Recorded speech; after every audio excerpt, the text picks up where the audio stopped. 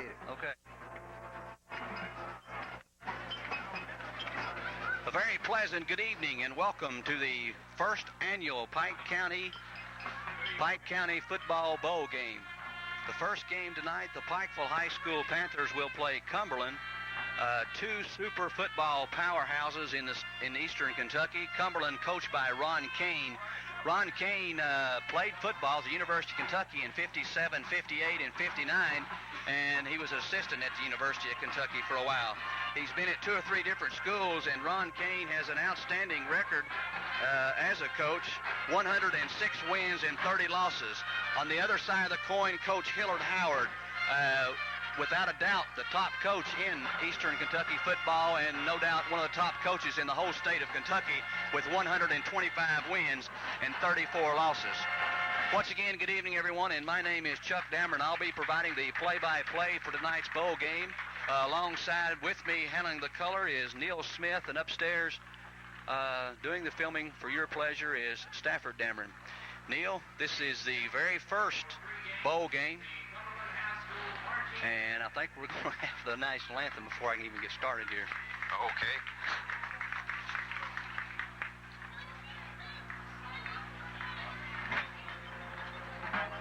They're presenting the colors on now.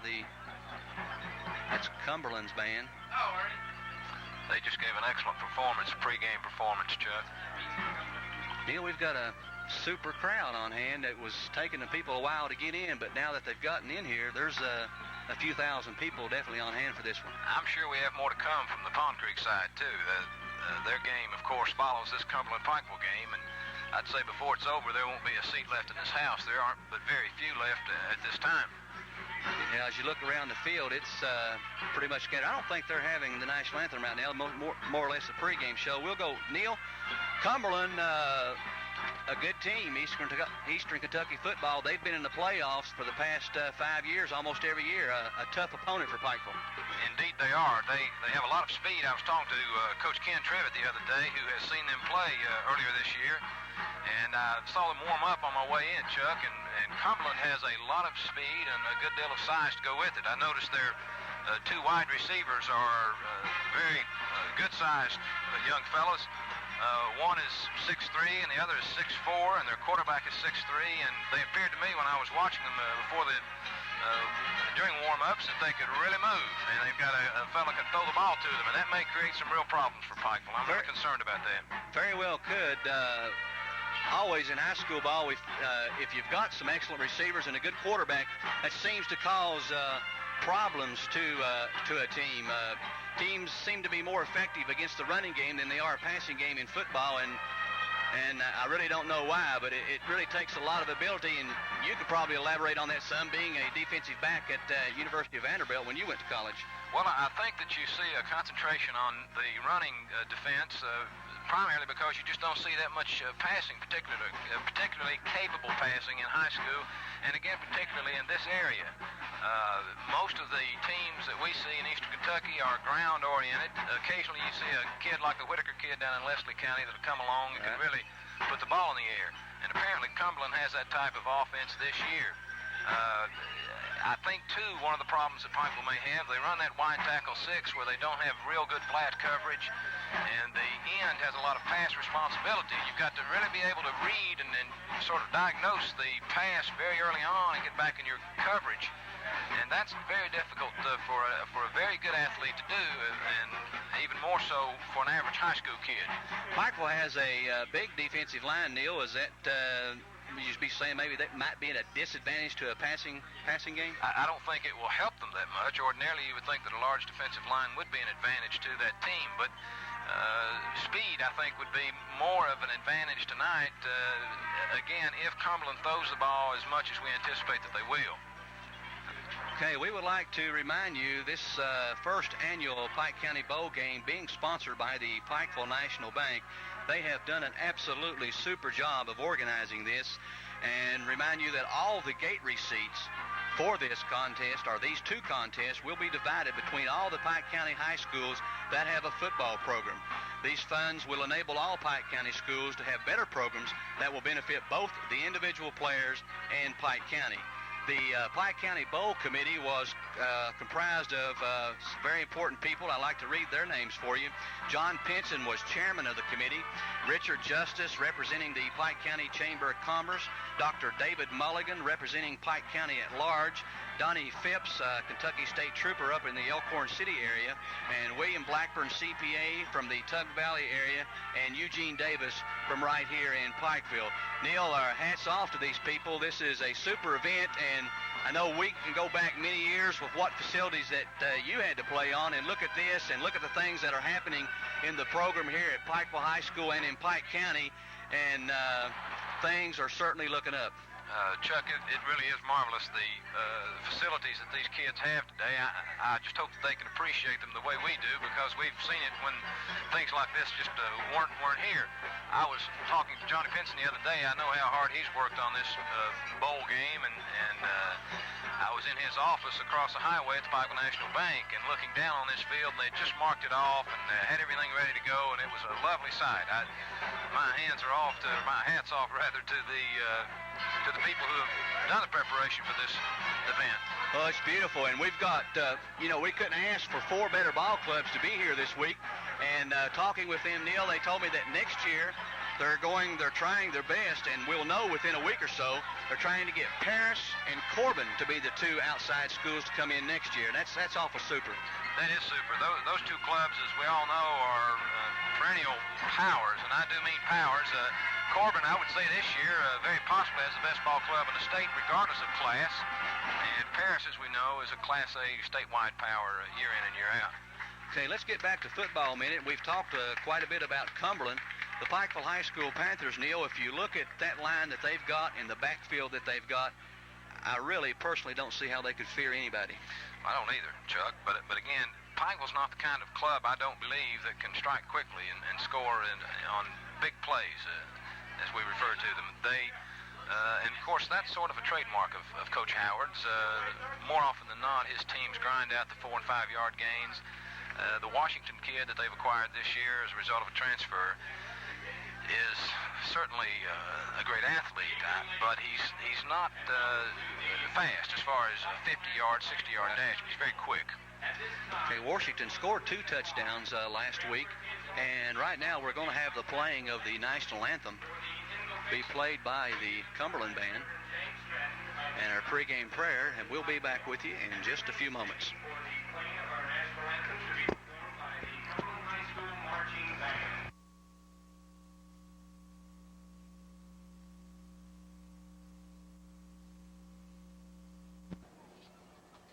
Our Father, we pause to pray, not as one who gives a friendly wave to a casual acquaintance across the street, but we pause to express our gratitude for the good gifts of life that you've given to us so abundantly. And yet with all that giving that you've showered upon us, how is it that you have been tagged with being the great negative? One who is always trying to reduce life. One who's always trying to steal the sparkle from living. And yet you continue to give and forgive in our lives and in our relationships.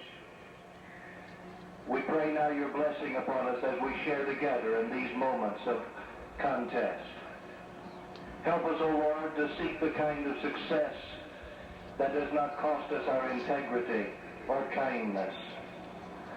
Help us, our Father, to receive from you the wisdom that helps us to play wisely and safely. And help us, Lord, to seek to find the way that in all things we shall honor you, and in all things we shall glorify your name. Bless our nation, bless our schools, and accept our gratitude for the safety of travel, and pray for continued safety. In Christ's name, amen.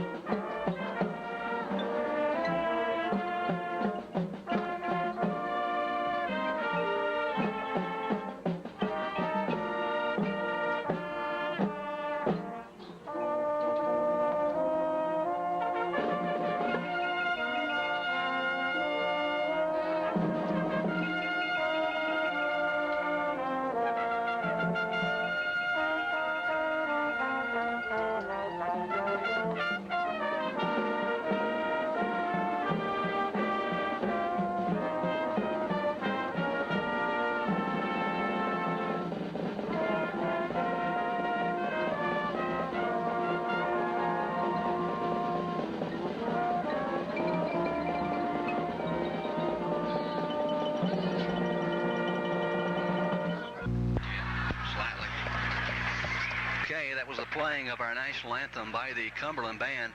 We see now on the side of the field here the fans lined up waiting for the ball clubs to make their way back out on the field in this first annual Pike County Bowl game sponsored by the Pikeville National Bank is only moments away from getting started. We'll have the starting lineups for you after they get on the field. They're going to introduce them over the PA system, and we'll provide those to you once they do those introductions.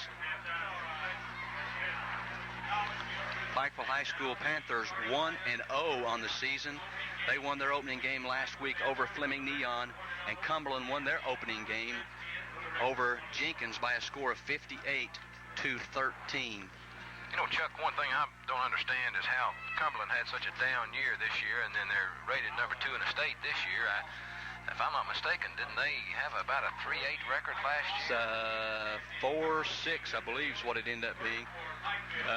They came on strong. They've got, from what I was told, just about everybody back that they had last year. They had a lot of talent. They had some problems over there last year, and obviously the people across the state think they've got them worked out. There's Cumberland and the Pikeville High School Panthers, and there's the cannon shot off in this Pike County Bowl only moments away. We'll have the starting lineups in just a moment as the teams made their way out on the field. The other players will be coming out as their names are announced, and Stafford will try to get a picture of those players for you. For Pikeville, number 63 at left tackle will be Tim Honecker. Tim, only a freshman, Neil. He's a good one. Yes, he is a good one. As you know, I helped Coach Dickie Van Hoos with the junior high football team, and Timmy was a great player for us a couple of years ago. Right. Big boy. For Cumberland, number 67 at right tackle, Chris Brown. For Pikeville, left guard, number 65, Chris Stratton. For Cumberland, right linebacker, number 64, Ryan Wesley. At center for Pikeville, number 53, Robbie Taylor.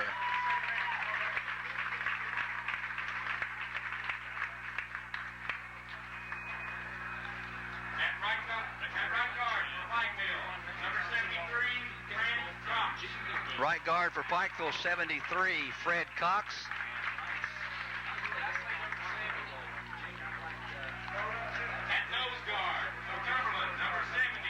Number 70 at nose guard, Rocky Blevins for Cumberland.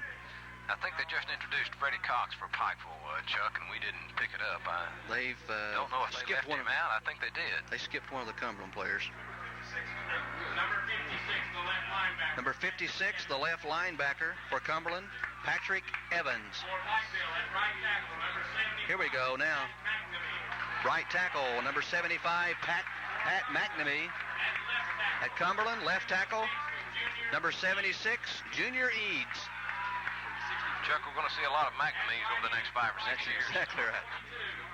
Number 22 at right end for Pikeville, number 22, Chad Helvey. Chad's got a lot of potential. Sure does. Fine kid and a good athlete. Left end, number 80, Randy Collette for Cumberland.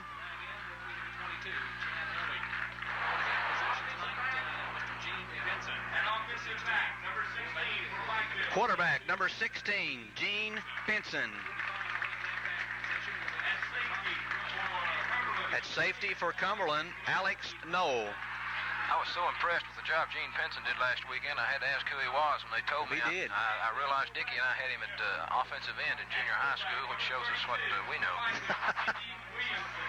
Fullback for Pikeville, number 32, Andy Williamson. And Neil, he's hurting. Not at full strength. I saw him today when I was jogging up the cut through, and he looked ready to go. I don't know where his physical problem is. Do you? 40, David Mallory for Cumberland, and for number 45, Robbie Rowe, left halfback for Pikeville. Robbie, a hard-nosed player. He's a very hard-nosed player.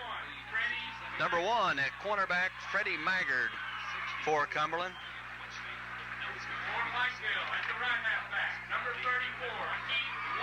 And number 34, Keith Washington for Pikeville at right halfback, and he's going to be a dandy. They expect a lot of him, Chuck. And for Cumberland, number 22, left cornerback, Kevin Reinhardt, and that's your starting lineup. Once again, going over the wins, Coach Hillard Howard, 125 wins, 34 losses. Coach Ron Kane, 106 wins and 30 losses. Captains now going out on the center of the field for Pikeville. Number 75 is Pat McNamee, and 65 is Chris Stratton, the captains for Pikeville tonight. So Pikeville's second game. This is Cumberland's second game. Both teams undefeated, 1-0 on the season. And we have a huge crowd here tonight. It is full house. Excellent crowd. And as I said before, Chuck, I think it'll get larger as the night grows on. They're now introducing the referees, which I have not seen done at a high school game before. They usually take abuse. They don't usually get any recognition. Referees are from the Lexington area. George Lusby, Carl Summer, Dean Lang, Jerry Stanley, and Jim Wright. And I didn't see who won the toss. I was worried about the referees, and I believe Pikeville won the toss. They were excited. Yes, they were. From their emotional state there, I would think that they did, although I couldn't tell either. Tell you what, our referees look like they're experienced gentlemen. We don't have a bunch of kids out there. I don't want to talk about their age, but they all look like they've been at this for a while. Certainly do. Okay, kicking will be Alex Knoll for Cumberland. Alex, 6'2", 185, and a senior. He'll do the kicking, and he'll also handle the extra points, which, as far as I'm concerned, I hope they don't have any. It's not very hospitality on my part, but I would look for them to kick this ball away from Washington, Chuck. I don't think they want to test him this early. I believe you're right, Neil. We've got back there 24 is Coleman, Danny Coleman, and over there 45 is Robbie Rowe. 24 is Danny Mullins. I'm sorry. Yeah. Danny Mullins. Pretty good speedster. Yeah, he did a good job last week returning some punt returns. Did a super job, really. Danny Coleman is up a little bit closer, 33. Yeah, I think, caught our first aerial touchdown last week. Right. Chris McNamee, number 20, is back there. And 15 over on the other side is Brian Mahan. So, the 1985 first annual Pike National Pike County Bowl game is now underway. Well, Cumberland has some healthy-looking kids. They certainly do. There's the kick. And you're right. They kept it away from Washington, going toward the out-of-bounds mark back in the end zone, and Pikeville will start on the 20-yard line, Neil, and that was a pretty daggone good kick. That's a pretty lucky kick. Right. A lot of luck involved in that one. That ball looked like it was bound for out of bounds and suddenly took a left-hand turn after it hit the ground and rolled into the end zone from about 25 yards out. Really, I guess, Neil, you could say that's a first break for Cumberland, because if that ball goes out of bounds, Pikeville starts on the 40. Now they start on the 20. No question about it. That was a big break for Cumberland at this juncture of the game. Okay, Pikeville on offense. It'll be Gene Pinson at quarterback. Pikeville starting out in I formation. There's a snap. Robbie Rowe with it, and he gets nailed. He got hit hard. He might have a yard or two, but he got a lick. Chuck, I think Jerry Claiborne has about everybody in the state now playing the wide tackle 6. I noticed Cumberland lined up in that defense at the outset here, and again, that's an excellent defense against a ground-oriented offensive scheme. Okay, 1 yard is what Robbie picks up. Second down and 10 for Pikeville. Pinson under center. I formation again for the Panthers. There's a snap. There's a handoff. And that's Rowe with it. And he got a little bit that time, Neil, across the 25 down to about the 26 or 27-yard line, a pickup of about 6. Yes, they've got about a 3rd and 3 now. Chuck, those were 5 or 6 hard-earned yards. Okay, 3rd down and about 3, as Neil said, to go. Pikeville breaks huddle. Okay, we've got regular backfield this time. Pinson takes the snap. Little mix-up there. Trying to get outside. Oh, to the 50, the 45, 40. Washington may go all the way. Explosive fireworks very early here in the first annual Pike County Bowl game. As Washington takes it, let's see, Neil counted up 70 yards for the score. Washington. About a 74-yard run, Chuck, and he just made a liar out of him. I was telling you what a good buster speed he had, but that he didn't have the overall speed to go 50 or 60 yards. And here on the first possession, he romped 74 yards for a touchdown. You know, Neil, it's amazing. He weighs 205 pounds, 5'8". It's hard to believe a player of that size can have that kind of speed and quickness. It is indeed. I was commenting last weekend. I thought he ought to shed about 10 pounds so he could gain some quickness, but he looked pretty daggone quick there. I don't think he needs to worry about his weight. take this extra point, kick up, and it's good. Interesting remark you made there, Chuck, as that play was first being executed, was that it looked like there were a mix-up in the backfield. And I think that at first there was some confusion, which may have lulled Cumberland to sleep there. It caused them to hesitate for a moment, enabling Washington to kick it on and get outside. It looked like Pinson had trouble with the snap, and then he turned, and everybody was maybe a split second off on the handoff, and it worked out well, though. I agree with you. It worked out great, but I observed the same thing. I thought that Gene had a hard time handling the ball, and then when he finally gained possession of it, he turned, and I think at first he was a little confused as to whom he was to hand the ball to. I tell you, that's a tough blow to Cumberland this early. A team, a minute and 8 seconds of this game has been played, Neil, and Pikeville is on the scoreboard on just a very explosive and super run, and what a way to open the first annual Pike County Bowl game. Yes, Cumberland, when you have two state powers playing like this, you don't want to get blown out on a big play score this early, or at any time, actually. Okay, Mark Williams, who kicked the extra point, kicking off for Pikeville. Good kick down about the 10. Mishandled there, but now trying to run up the center of the field, trying to find running room, and he's going to be knocked down about the 23-yard line. Didn't get the runner, but Pikeville there to make the stop, and Mark Williams, a pretty good kick, Neil. Last week he could not play. Mark has been sick, and we had a freshman doing the kicking duties, and Sean Neely, and he did a good job, Sean did. Mark got some height on that one, which gave Pikeville time to get down there and do a good job defensively. I've seen Mark around here for a few years, Chuck, and Mark works hard on his kicking game, and he's done a good job. I think he can really contribute to the team this year with his kicking. Okay, Cumberland's got it now. 1st and 10. This will be their initial possession. To throw it right off the bat, he's got a man out there.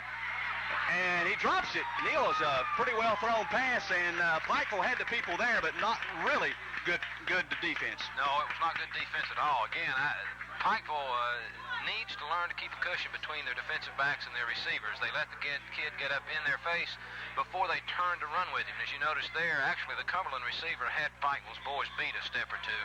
Had the ball been thrown just a little longer, it would have been a long gainer for Cumberland. And he's not no speed on that guy either. He wasn't no great not runner. at all. He just ran a good bend-out route. Okay, number 1, Freddie Maggard, the quarterback for Cumberland. Maggard at 6'3", throws.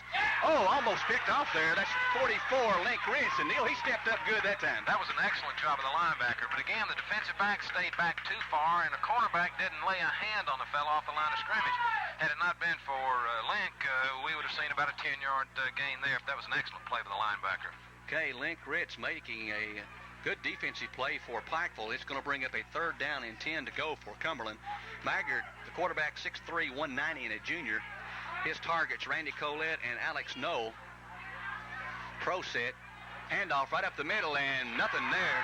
Number 40, David Mallory, 5'7", 180, and a senior, had no place to run, Neil, and Cumberland's going to have to kick it away with 4th and 8. Very surprising call, Chuck. I thought maybe you'd see a draw there, and more likely a long pass attempt, but that wasn't anything but a straight dive over about the left guard. Yeah, it's kind of looked like, well, let's let them have the football, hold them, and regroup and try it again next time. But I agree. Almost a concession speech there. Okay, Cumberland will be kicking it away. Oh, bad snap. And he's down, and Pikeville will have the football. It rolls into the end zone, and touchdown, Pikeville. Let's see who's got it. I can't tell. I believe that's 22, Chad Helvey. Wait a minute. I believe 22, Chad Helvey came up with it. Boy, what a break, Chuck. What a break. You know, funny thing about that down there, Neil, no matter what happened there, it was Pikeville's football. And Cumberland kept trying to get the ball, and they really been better off leaving it alone. Much better off leaving it alone. Of course, it was a very poor snap, rolled right into the kicker's legs. Let you take it back for this extra point. Okay, Pikeville, the extra point. Mark Williams kicking it. It's up, and it may be good, but there's a flag down. Kick is good, but wait a minute, we've got a flag, and this may be against Pikeville. It is procedure, and we'll have to kick it over. Chuck, I'm sure everybody's surprised with this score and the way the game's gone thus far. You can see Cumberland warm up, and they've got some fine athletes out there, but I'm sure right now they wish they were still on the bus because they really have just done absolutely nothing. Helvey. I think. Okay, well, procedure on Pikeville, Neil. Somebody moved up there. I missed it, Chuck. I didn't see it. I saw the flag, but I didn't see the infraction. I don't know who it could have been. Must have been on the line because we've only got the kicker and Well, that's right. It had to be on the line. So now he's going to be kicking a little bit further back. That's on about the 15. That's 25 yards out. It's up, and it's no good. Way wide to the right. Wide right, but he got a good foot into it. Okay, Pikeville 13 and Cumberland nothing, and this is unbelievable, Neil. We've played less than 3 minutes. They're ranked number 2 in the state, by the way, people. I can guarantee you that Cumberland is not out of this football game. They have the ability to strike in a hurry. They have a good passing game. And by golly, now that they're down 14 points, I don't think you'll see any more fullback off-guard plays for a while. No, I don't think so either. And I'm like you, Neil. It looked like Pikeville's pass defense looked like it had some weak spots there. And if Cumberland keeps attacking them, I've got to think that they're going to gain some yardage. And this is a good test for Pikeville because they need the experience back there. I don't think it's any secret, Chuck, that year in and year out, Pikeville's pass coverage is simply not up to snuff. And again, it's because they don't see much passing here in the mountains. Okay, it'll be Mark Williams kicking off for Pikeville, 13-0. The very first annual National Pike County Bowl game. Pikeville on top. We've played 2 minutes and 18 seconds, and Pikeville has put 13 points on the board.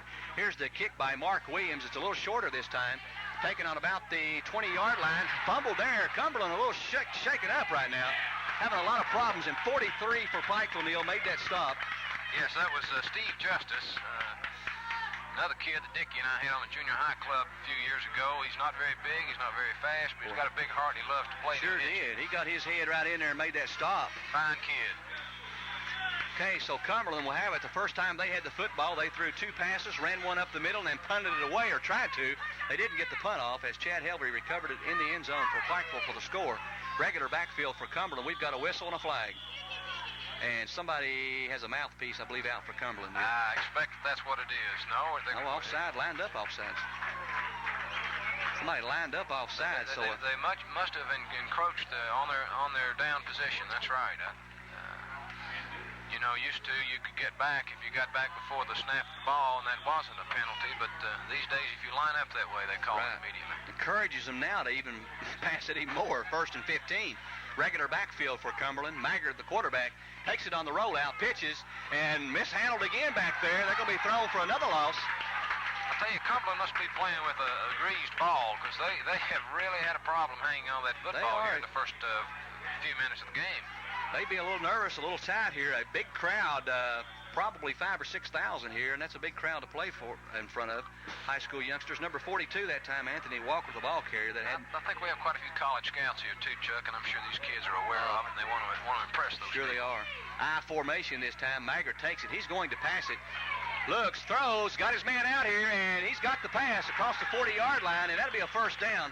I don't know where number 33 was on that play, Chuck. He should have come up a little faster. He should have rotated with the role of the quarterback. Pikeville too often seems like they're content to let him pass it and pull him down, and that's not the objective back there in the secondary. No, sir. As a matter of fact, if he could have picked that one off, he may have been gone with it. The receiver that time, Neil, Darren Jones, came out of the backfield to get that pass. Excellent pass, beautifully thrown pass, but he was so wide open. Okay, split backs. Maggard takes it.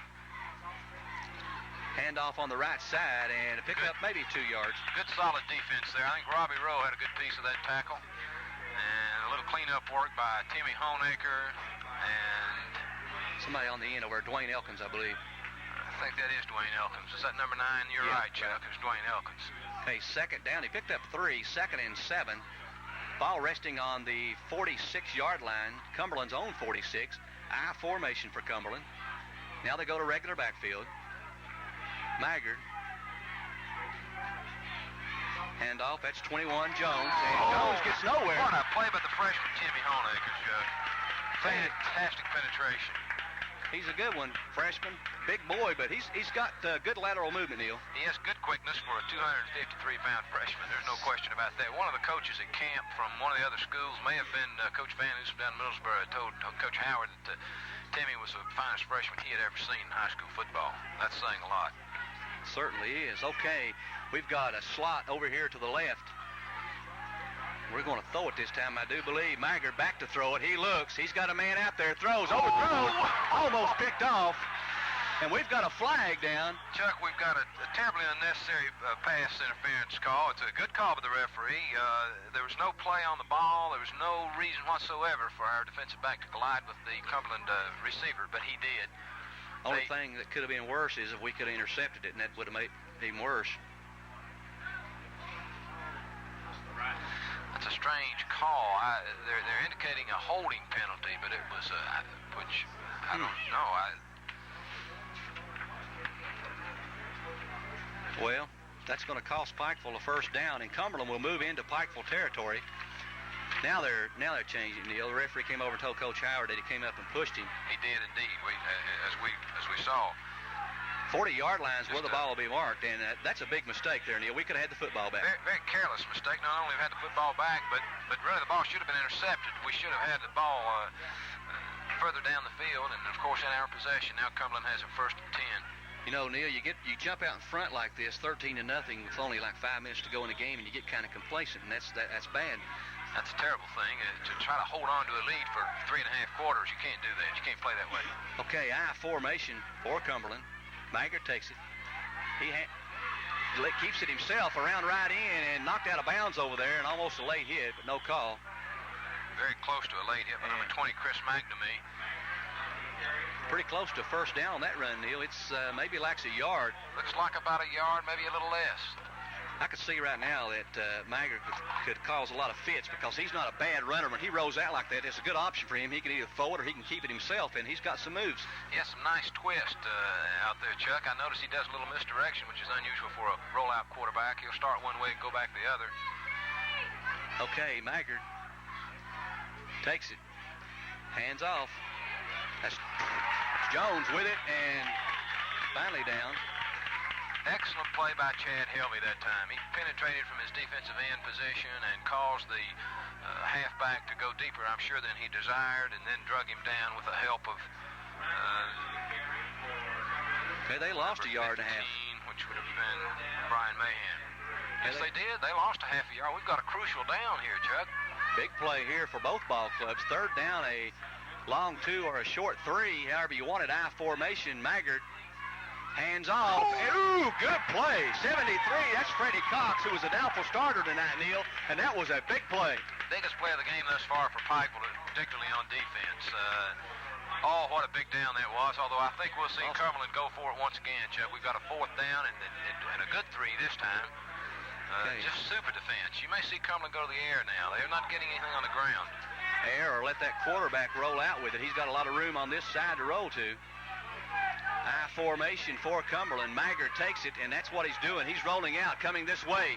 Now he throws, and that's no interference there. That man, no, it wasn't. No way, and this guy over here caught it, and there was no way.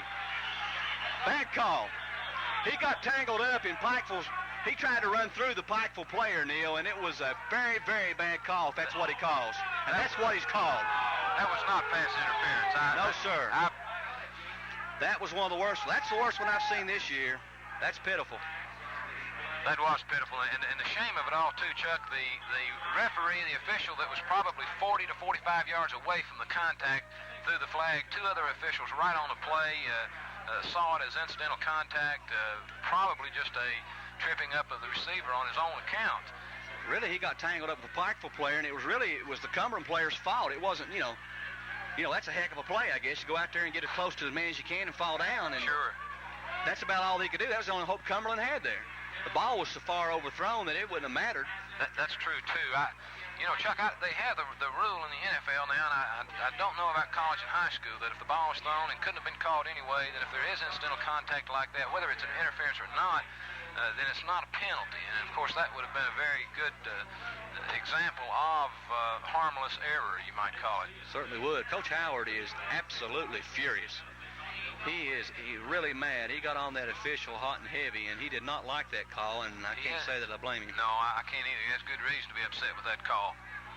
And boy, was it a crucial call. We had a 4th and 3 there. It would have been Pikeville's ball, 1st and 10 with 5:39 left in the first quarter. Now Cumberland has it back with an automatic first down. Yeah, could make a big difference in his football game. That may be a very, very crucial play of this game. Very well could be. You hate to see it a game decided on a bad call by an official. Howard still says one more thing as he comes off the field to the official.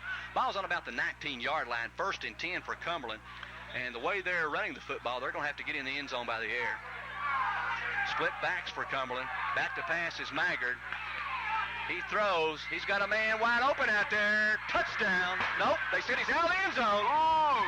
Out of the end zone, so Pikeville gets the break that time, Neil. Of course, we can't see it from here. It's too far away. No, but he was open. If I had to guess from here, though, I thought he was in. I would have, too. I would have bet he was, but this is awful far away for us. But gee whiz, he's wide open. How many feet in high school? Is it 1 or 2? I think you have to have both feet inbounds high school. I can't keep my college, my pro, and my high school rules. I think it's both feet, but they're getting. We've got a flag on Coach Howard over here. He is still upset. Been getting on the official, and he's thrown the flag on him. Well, that'll probably be 15 yards, I think, won't it, for unsportsmanlike conduct on your bench? He pointed over toward the bench, and I don't know for sure if it was Coach Howard, but he pointed over that way. And I think you're right, though. Hillard was voicing his opinion rather strongly there, probably about the pass interference call of a moment ago. It's hard to get over, Neil, when you work hard and you're coaching, and your whole fate and your future, when you work 7 days a week at this, and some guy comes out here 1 day a week and can, really mess you up, that's hard to take. Yes, it would. Hand off the halfback, throwing back to the quarterback, and that may be a touchdown. Look, puts a football in his face, and that should be a 15-yard penalty. That's unsportsmanlike conduct. Pikeville had that called on him last year. I'm real surprised we didn't see a flag there. That was deliberate taunting by the Cumberland quarterback, which is unnecessary, uncalled for. Yeah, Pikeville had that called on them last year in a game, and no call. Cumberland on the boards now, 5:24 to go here. It's still in the first quarter. Wait to see here if they're going to kick it or...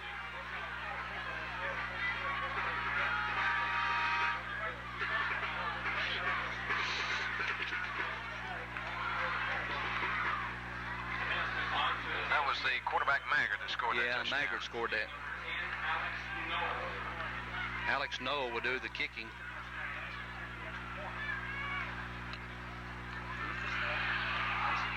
He's got it up, and they say it's good. So Pikeville 13, Cumberland 7 now. Well, Cumberland's got a kicker. We can see that. That ball almost ended up in the city pool.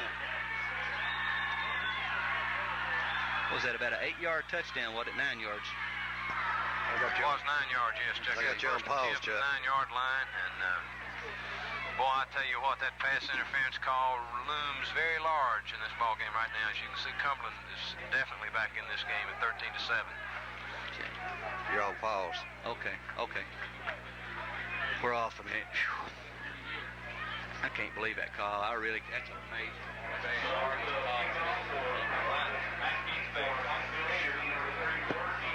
Okay, give yourself 4 seconds. They really don't. I don't think they do either. They think if there's contact and the receiver goes down, it's interference. It's not always that way.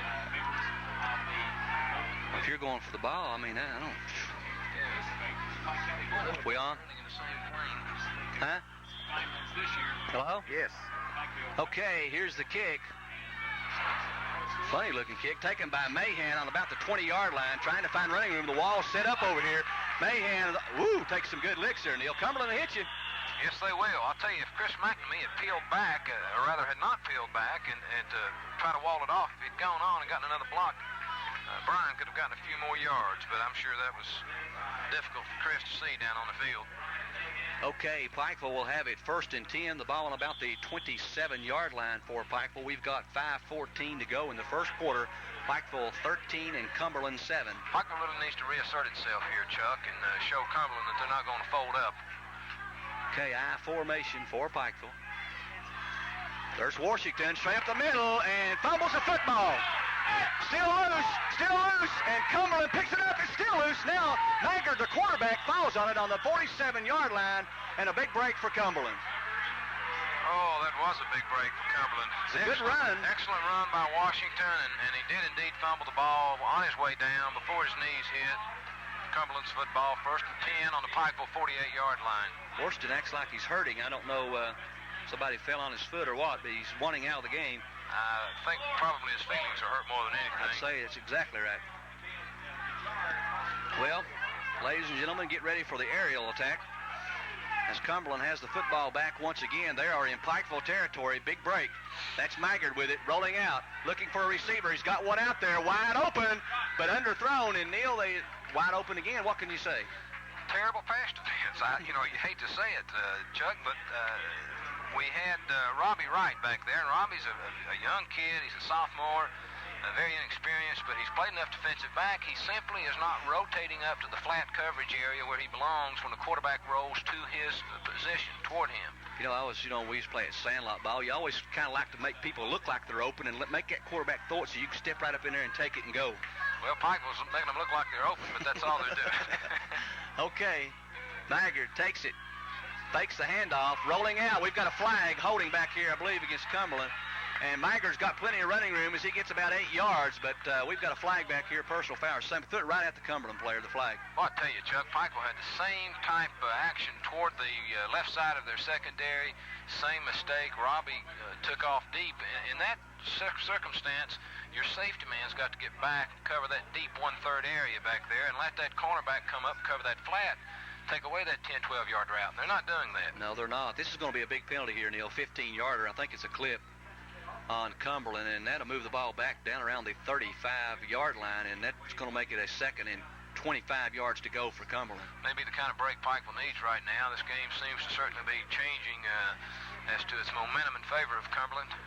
We have Elkins hurt. Yes, it is. Dwayne Elkins is being carried off the field. Looks like he's got an ankle injury, perhaps a knee. I think Dwayne's had a history of knee problems in the last few years. He's a small kid. Well, he was doubtful starter tonight, too. He's been hurting, so he may have re-injured something. Okay, they've got receivers split out all over the field. 1, 2, 3, 4, and then we've got one back left in there. Maggard, the quarterback, long count, takes it. Hands off, and I don't understand that. I guess that's your draw play, but that's really not a draw, Neil. No, it really wasn't, although it was more of a draw than the one we saw earlier. But, when you've got a 3rd and 30, I'll tell you what, with Pikeville's luck in the secondary, I think I'd have thrown it up for grabs or run those receivers deep and try to get some yardage. Yeah, they could get some of it back. I was wrong about that down. It was 3rd down now. Okay, 3rd down. Same formation. Throws, got his man there. Ooh! Man, he got a lick there. They call that a reception. Oh, no. They call that a reception. These people are unbelievable. Oh, man. These people are unreal. That's a terrible call, Chuck. That's a terrible There's no call. way. I think the official's going to overrule it now. I hope so. I want to tell you something. That was a college hit.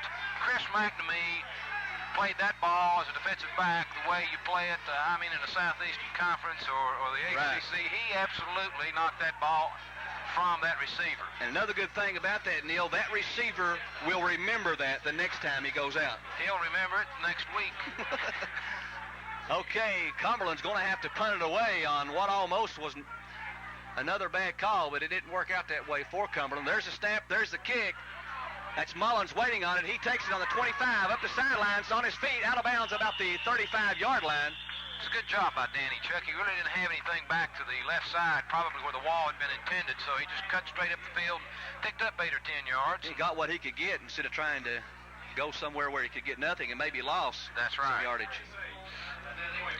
Good quick We've got a flag, Neil, and they're talking to Helvey of Pikeville.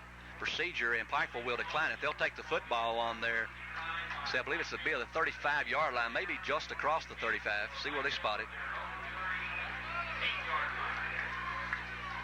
35-yard line, 1st and 10 Pikeville. That's about where we were just moments ago before we had that fumble deal. But Washington, the 2 times he's run it, has done a good job, and we're going to have to keep going to him. He's looked great. He can't let that fumble discourage him. He's got to come right back. Okay, regular backfield for Pikeville. Let's see, Mullins is back there, Robbie Rowe back there, and Andy Williamson. So Washington not in the game right now. I see Keith down on the sidelines. He's walking around. I think he's still limping. I think the trainer, Mike Ritz, had been checking him out. Seems to have been an area in his right knee that's That's Robbie Rowe.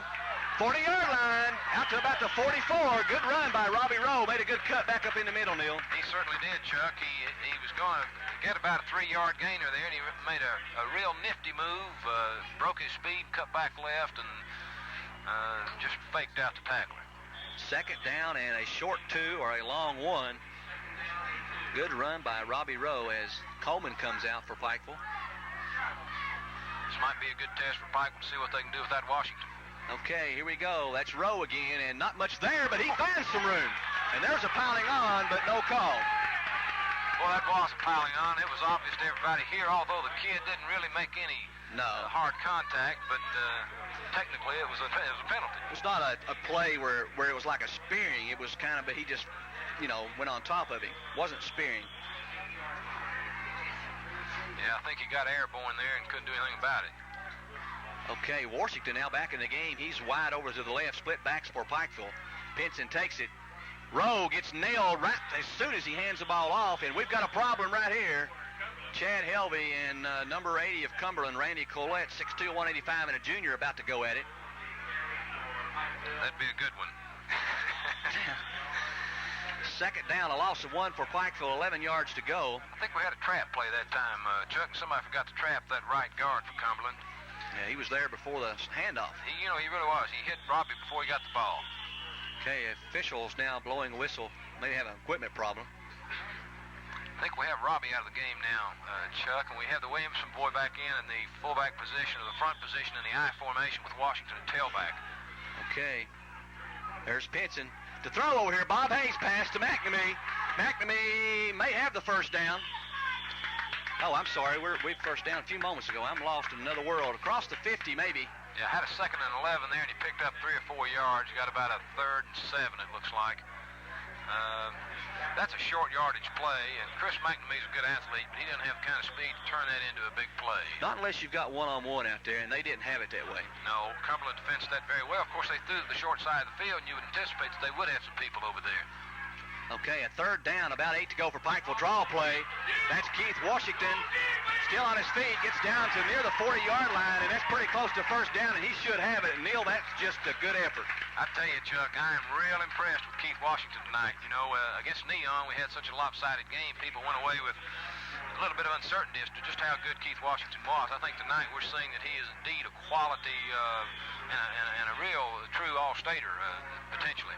He's hurting. He's still limping pretty bad. I don't know what the problem is with him, if it's a knee or an ankle, but he's still hurting. I formation for Pikeville. Pinson takes it, and that's Washington with it again, and he's not going anywhere, maybe a yard. And Neil, he did not hit the hole that time like he's been hitting it. No, he didn't, Chuck, and you remarked that he seems to be injured and in some sort of pain. And I tell you, that time he seemed like he limped up to the line of scrimmage. He may need another little rest here. He's coming out. He's coming out. Mullins checks in, and Washington finds his way to the sidelines. Pikeville's got it 2nd and 9. We are in Cumberland territory. The ball just across the 40-yard line. Pinson on an I formation, takes it on the option. Roll, stays on his feet. We've got a flag. That's a face mask. It is a face mask. That's a lucky break for Pikeville. That was a poor play by Gene Pinson. He ran the option, and the end stayed out on the trail back, and Gene pitched it to him anyway. He's supposed to keep it. That's correct. That's correct. He came down the line and made the defensive end commit himself, but then he pitched to the man where the defensive end committed. And luckily we got a face mask call on it from the end reaching out to try to grab Robbie Rowe. Okay, they're going to call the Pikeville captain over now, and there's no question about this decision. Chris McNamee, I see, made his way over the sidelines. Pikeville's got a few backs to help Washington rest a little bit, but Neil, to win this football game, I almost got to believe that Keith Washington's going to have to be in there. I don't think there's any question about it. Pikeville is fortunate this year in that they do have a good depth chart when it comes to running backs, and they're all very capable, but certainly we've got one who is of the caliber of Keith Washington, and that's Keith himself, and they need him to be a really championship team. Okay, the ball's resting on about the 19-yard line. 1st and 10 for Pikeville. 35 seconds to go. First quarter, 13-7 Panthers. Here's the option again. This time he keeps it. And Pinson... Excuse me, Chuck. Gene needs to read that defensive end a little better. That time the end stayed with Gene, and Gene kept the ball, and I think he had a trail back open. Didn't it appear to you? Yeah, he did. He was certainly open, and, I guess, Neil, on that play, timing is very important on that. It is. It's very important, and you've got to have some experience so that you can be able to make a very quick decision as soon as that defensive end makes his first step one way or the other. Yeah, you got to be able to react. You got to be able to have the guts to take that ball right up that guy's face. That's and then right. do one or the other with it. And get that blow, take that lick while you're pitching. Okay, I formation for Pikeville. 2nd and 9. Last play of the quarter. Robbie Rowe on a screen. He's got some room. He's down to the 10. Maybe inside the 5, and we've got a flag, and that may be on Pikeville. We do have a flag, and we've got a holding on Pikeville, Chuck. Well, that's a bad break, and for Pikeville, a good break for Cumberland as play worked well there, Neil. I saw the penalty develop, Chuck. We had our right end, I think it was Danny Coleman, downfield, and he was there sort of prematurely, and he was trying to stalk that defensive back to keep him back there. And in an effort to do so, he reached out and grabbed him. Okay, now they're going to mark it off, and then we'll have to change over for the end of the quarter. Holding. Ooh, that's a costly error, Chuck. Well, we haven't thrown the football much tonight. That one worked out well. Of course, that's a short pass. That's your little screen, and we may have to open it up here and throw it. That was set up so well, and it worked so well. You could see at the very beginning of the play that it was going to be very successful. And again, that penalty was just unnecessary. It was a good call, I thought, but there was no reason for it to have occurred. Okay, your first quarter score, Pikeville 13 and Cumberland 7. This is the first annual Pikeville National Pike County Bowl game, and so far it's lived up to what it's supposed to be, Neil. It's been a quality ball game, no question about it, a real good game, and we've seen a lot of fine talent out there. These are two of the best Class A teams in Eastern Kentucky in the same region that I've perhaps ever seen, certainly in a number of years. Both of them, I think, are true contenders for the state title this year. So you're exactly right. Okay, Pikeville is already ready. They broke huddle. The ball on about the 15-yard line. Pitson takes it. It's going to throw to Washington and picked off there, I believe. If it is, that's a great reception by him. Maggard picked it off. That was a great interception. Unfortunate thing about it, Robbie Rowe was wide open, and Gene simply missed him. But the Maggard kid, boy, what reflexes. He had to turn back to his left and lay out for that ball, and caught it and held on to it, and a big play. See, he's their defensive specialist. He's their quarterback. He's does a little bit of everything, and he looks like a good athlete, Neil. He's a good-sized kid, 6'3", 190. A junior, still got another year to go.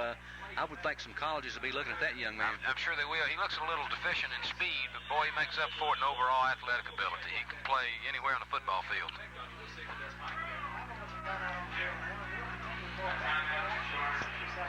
You're on pause, timeout. Okay, we're on pause. When I say go, allow yourself 4 seconds, okay?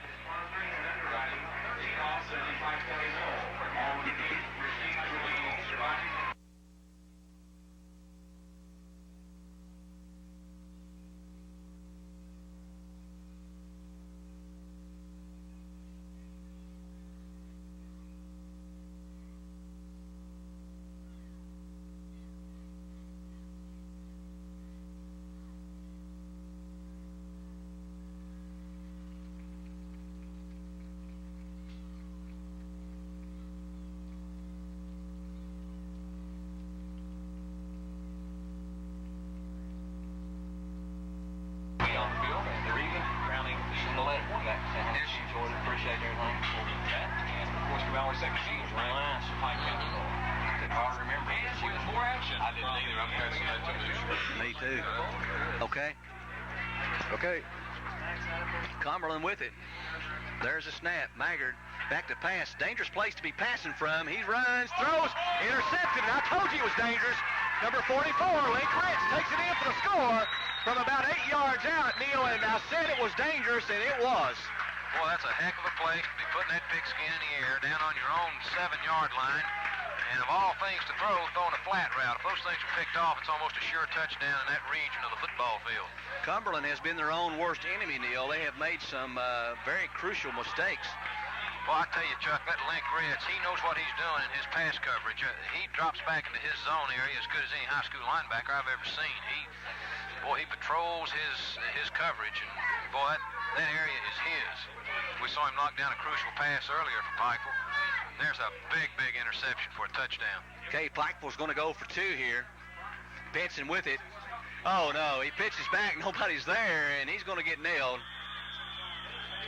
I'll tell you, Chuck, these bungled extra points may be real important. Down up, this game comes down to the end. Okay, Pikeville now ahead 19-7, and I can't believe they threw the ball back there. And a quarterback going to his left and trying to throw to his right is the toughest pass in football. Oh, yes, for anybody, and particularly a high school kid. Looked like he was hit when he released that ball, Chuck, and didn't throw it anywhere near the area he intended. And of course, again, Link was back there precisely where he should be in that sort of coverage on a sprint toward him. He floated back into his right region there, about 8 yards deep, picked that ball off and went in untouched. Okay, Pikeville will be kicking it away now. It'll be Mark Williams, number 71, doing the kicking duties for Pikeville.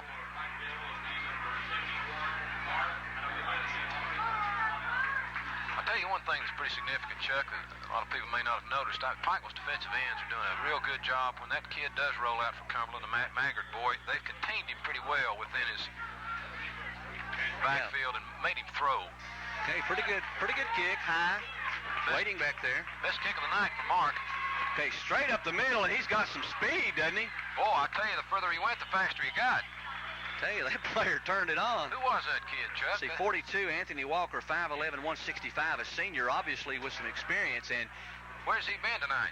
Tell you what, he's no fear in him. No, I think I'd put him out wide receiver and send him downfield and see how far I could throw it. You know, man going at that speed, he can take a lick and really get hurt, but he didn't care. Okay, Cumberland's got it. 1st and 10. Pikeville's going to get thrown for a flag if this boy don't hurry up and get off. That's Mahan. He's off the field. No flag. Maggard rolling out. He's got a man wide open, and he drops it. A flag back here. And that may be too many players on the field. I don't know. Well, I tell you, I just don't know what they're doing back there, Chuck. Again, I think that Maggard, when he first handles the ball from center, is taking a step left, which is causing Chris McNamee to drift to his right just a little bit. And then when Maggard rolls back to the press box side, Chris is not rotating and coming up in his area of coverage. From the appearance of things, I thought that was Chris's responsibility there, and the fellow was wide open. He couldn't have been any more open, that's for sure. And the pass wasn't that bad thrown. The guy got his fingers on it, but he couldn't haul it in. A big break for Pikeville, but then they turn right around and make another mistake and give him a 1st and 5 on a 5-yard penalty. Chuck, the penalty was away from the ball, and I really didn't see it. Well, I think they ended up calling too many men on the field. The player did not get off in time before the ball was snapped. Split backs. Maggard takes it. He's going to throw it. Looking, Chad Helvey rushes. Got a man over here on a screen. That's Randy Colette. He's got running room. Still on his feet. Finally knocked down about the 34-yard line by 65 Chris Stratton. Boy, again, we saw Maggard start out to his left and then cut back to his right and throw the screen, and that one move to the left caused Pikeville's entire secondary to rotate to the right and take themselves out of the play. Yeah, and you see Chad there, saw that quarterback all by himself, and if he stayed home, he could have busted that play up, but he thought he'd go in there and rush at him, and really left it wide open. That's true. High formation this time. 2 exciting ball clubs here. Maggard with it. Now he's going to run it. He's got some room, still on his feet. He takes a good lick. That's Chris Stratton, 65 again to make the stop. Stratton having a pretty good game defensively. But he still picks up about 7 or 8. Neil, he's an athlete. Yes, he is. He certainly is. He does it all for Cumberland. You heard so much about their other players coming into this game, but Maggard seems to be the key to Cumberland's offensive attack. Talked to the coach before the game of Cumberland. He told me that he thought this Freddie Maggard was a potential All-Stater, and I can understand why now. He's the best quarterback I've seen this year, what few games I have seen, but I haven't seen one like him around here in quite a while. High formation, straight up the middle of the field is 21 Darren Jones. Darren 6'2", 180, and a senior, and we've got a flag. Yes, we do. We may have had a late hit there, Chuck. I can't tell, but it was right at the area of the ball carrier after he had picked up the yardage. Nope, personal foul on Cumberland, Neil. Do indeed have a personal foul on Cumberland. I don't know what it could have made. Been a late hit on Cumberland's behalf. That's a big break for Pikeville. That'll be a 15-yarder. Big break for Pikeville.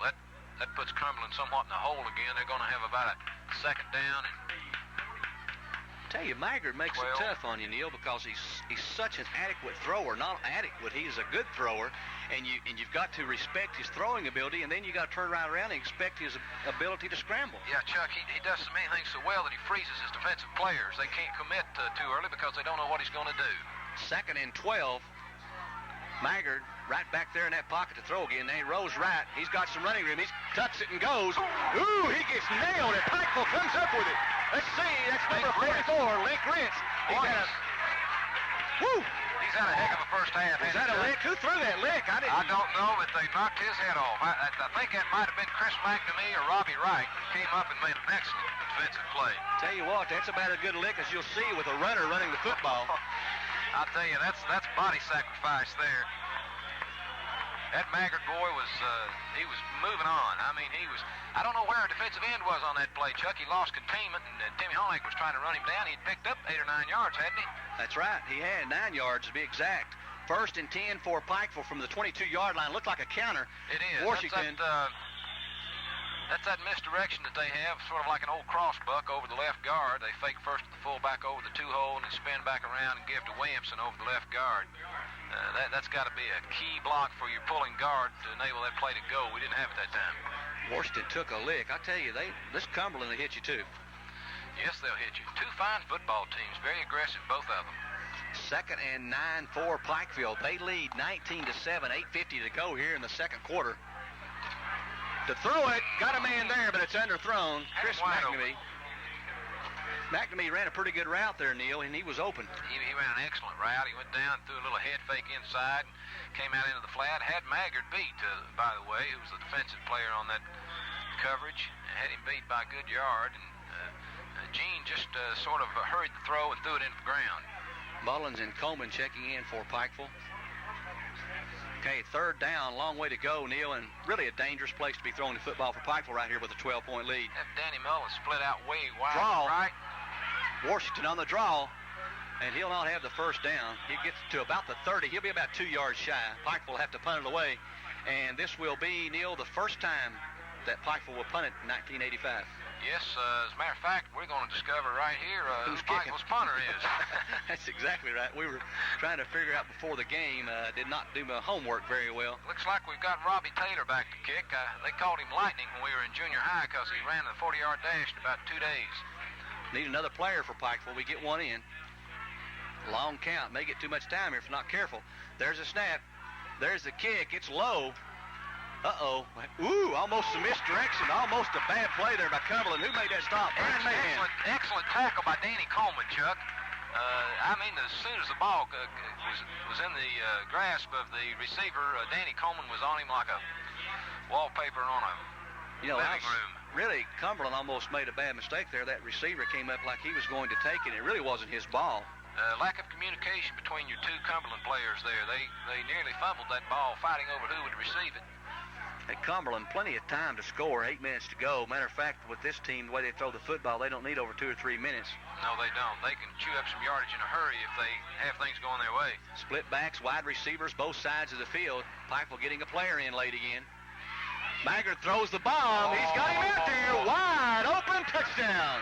No doubt about it. I've been looking for that. You know, they haven't thrown that streak route tonight, and that's the first time that Maggard has dropped back and just let the ball go as far as he could throw it with number 10 flying down the field.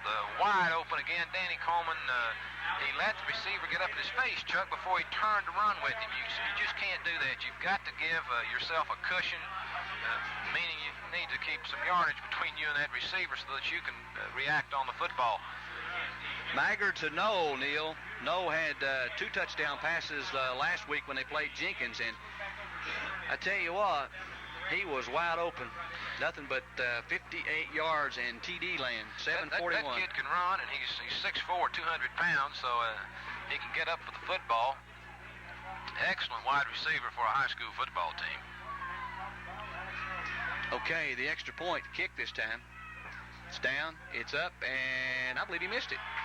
Nope, it's went through there. I was like you from the press box here. It looked like it might have been a little wide right. It was kind of a skull, one of those spinners, but it got through. How important those extra points we missed are now. It makes it a 5-point game, and now a touchdown would put them ahead. So those extra points become very important. They do indeed. Those are some of the smaller things that can win and lose football games. They don't seem so significant when you're up 19-7. Now with another score on the board, it's 19-14, as you mentioned. So Freddie Maggard hitting him on the bomb, and I tell you, Neil, he can throw the football. I tell you what, the way things are going right now, you have to think that Maggard is certainly the most valuable player on the field for Cumberland, and maybe the most valuable player on the field. Of course, Keith Washington's had a good game, and Link Ritz, but this Maggard kid, he just absolutely does it all. There will be a most valuable player presented at the end or the conclusion of this game to the player that was the most outstanding, and right now, even though Cumberland's on the losing side, Maggard has definitely been outstanding. No question about it. Okay, Noel to kick it. Right down the sideline, kicking. Washington waiting on it. He takes it inside the 10-yard line. Up the sideline, still on his feet. He breaks loose for a little while and then closes in on him about the 34, but a good run. Yeah, you know, he might have had an additional blocker there had Robbie Rowe realized that Keith was going to field the ball and gotten upfield and blocked for him. But Robbie went back, and Keith had to take that ball away from him, and then Robbie lost his footing, and Keith came on upfield without him. Took it on the 8-yard line, gets it back to the 32, so a good run back. Could have been a lot worse. 24-yard return, which is very good. Okay, Pinson, regular backfield for Pikeville. Fumble, it's loose, and I believe Pikeville picked it up. Pinson may have picked it up. No. Yep, Gene Pinson, the quarterback. A little mix-up that time, Neil. Not a real good handoff. Gene doesn't appear to be real comfortable back there tonight, Chuck. He's had difficulty hanging the ball off. He's not throwing the ball well. Of course, this is his first year as a starting quarterback for Pike. He transferred from Mullins. He's going to be a good one. He's learning, but you know, if I was out there and the way Cumberland hits, I wouldn't be very comfortable either. No, Gene's not the biggest fella on the field. 7:03 to go here in the second quarter. It's Pikeville 19, Cumberland 14. This is the first annual Pikeville National Bank Pike County Bowl game, and so far it has been everything that it was supposed to be. We've got the crowd, we've got the weather, and we've got two super teams going at it. Pikeville I formation, 2nd and 8. Gene Pinson handing off. That's Robbie Rowe. Rowe close to the first down across the 40 to about the 42. We'll have to wait and see where they spot it. Looks like he got it to me, Chuck. Of course, it does depend on the spot. First down. Got the first down by several feet, maybe a yard. Good run there, Neil. It was a good run. Robbie cut back to his right to pick up an additional 3 or 4 yards there. He is a tough kid. Okay, I formation for Pikeville. Ball on the 43-yard line. Pinson on that counter. Fumble, and I believe Cumberland's got it. Boy, hand that ball back off to the wingback coming back on a trap play, Chuck. Big, had a hold you could take the Mack truck through, but Danny Mullins never did have the football. Danny reached for the ball rather than putting his arms up like a receiving running back should do, and I don't want to lay blame on anybody, but that was simply a bad handoff, a bad reception of the ball by the running back, and a big turnover for Pikeville. Okay, it'll be in Pikeville territory at the 48-yard line. Cumberland back in operation at 6:24, and that's plenty of time for them. Wide receivers, both sides of the field. Maggard drops straight back this time.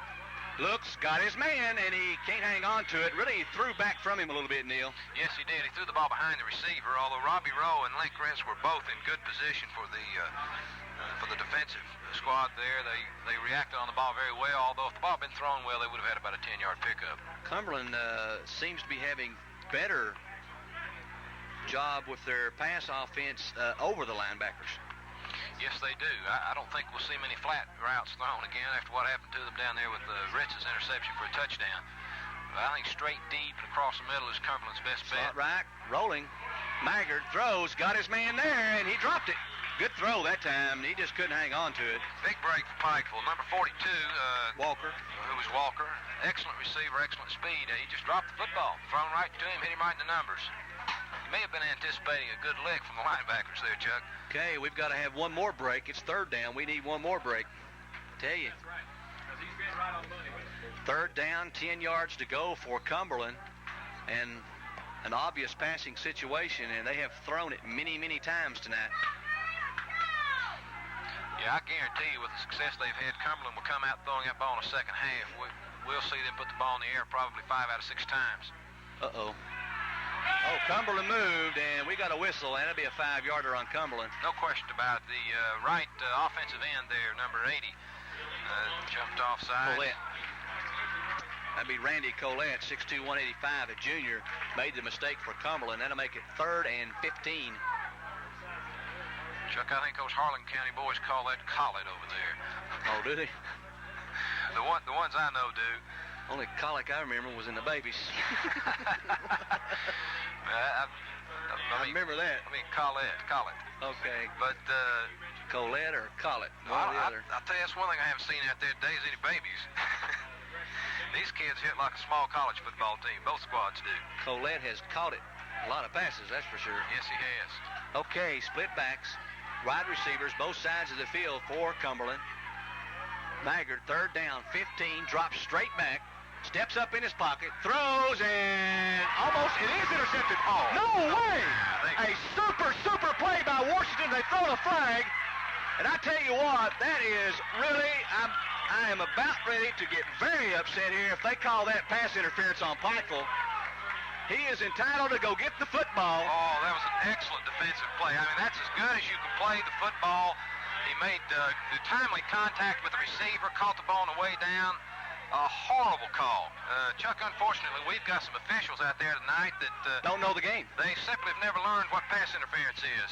That's pathetic. I mean, it's pathetic. I hate to be so critical about officials, but if they don't have an understanding of pass interference, they ought to keep the flags in their pockets. That is pitiful. It really is. He's got as much right.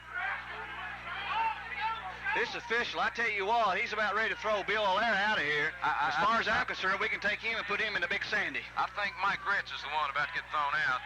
He's really being vocal down there, and he's lucky he didn't get a flag there. Boy, what a terrible call, and a crucial call, Chuck. Oh, that's unbelievable. 1st down now, Cumberland with a big break, a big hole, and that's their best running play of the night. They get about 5 or 6 yards. I don't believe they're going to be able to run against Pikeville. No, but Chuck, that bad call right there takes the ball away from Pikeville. Should have been their ball 1st and 10. Now Cumberland has the ball. Yeah, up here in Cumberland territory. Certainly, at midway of the field. And now Cumberland has the ball with 5 minutes to go, and certainly ample time to put another score on the board. Yeah, I coached many years, and this is what used to drive you crazy, what I was talking about a few minutes ago. You work your butt off for 7 days a week, and you come out here and a guy works 1 day a week, and he dictates your future. Well, that's right. It's tough. You can be an official, or you can be an.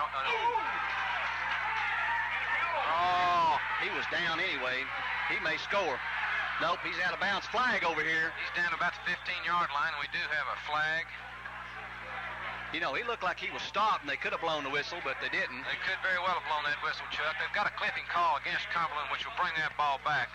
That's a break for Pikeville, but my goodness, the way things have gone, they deserve a break.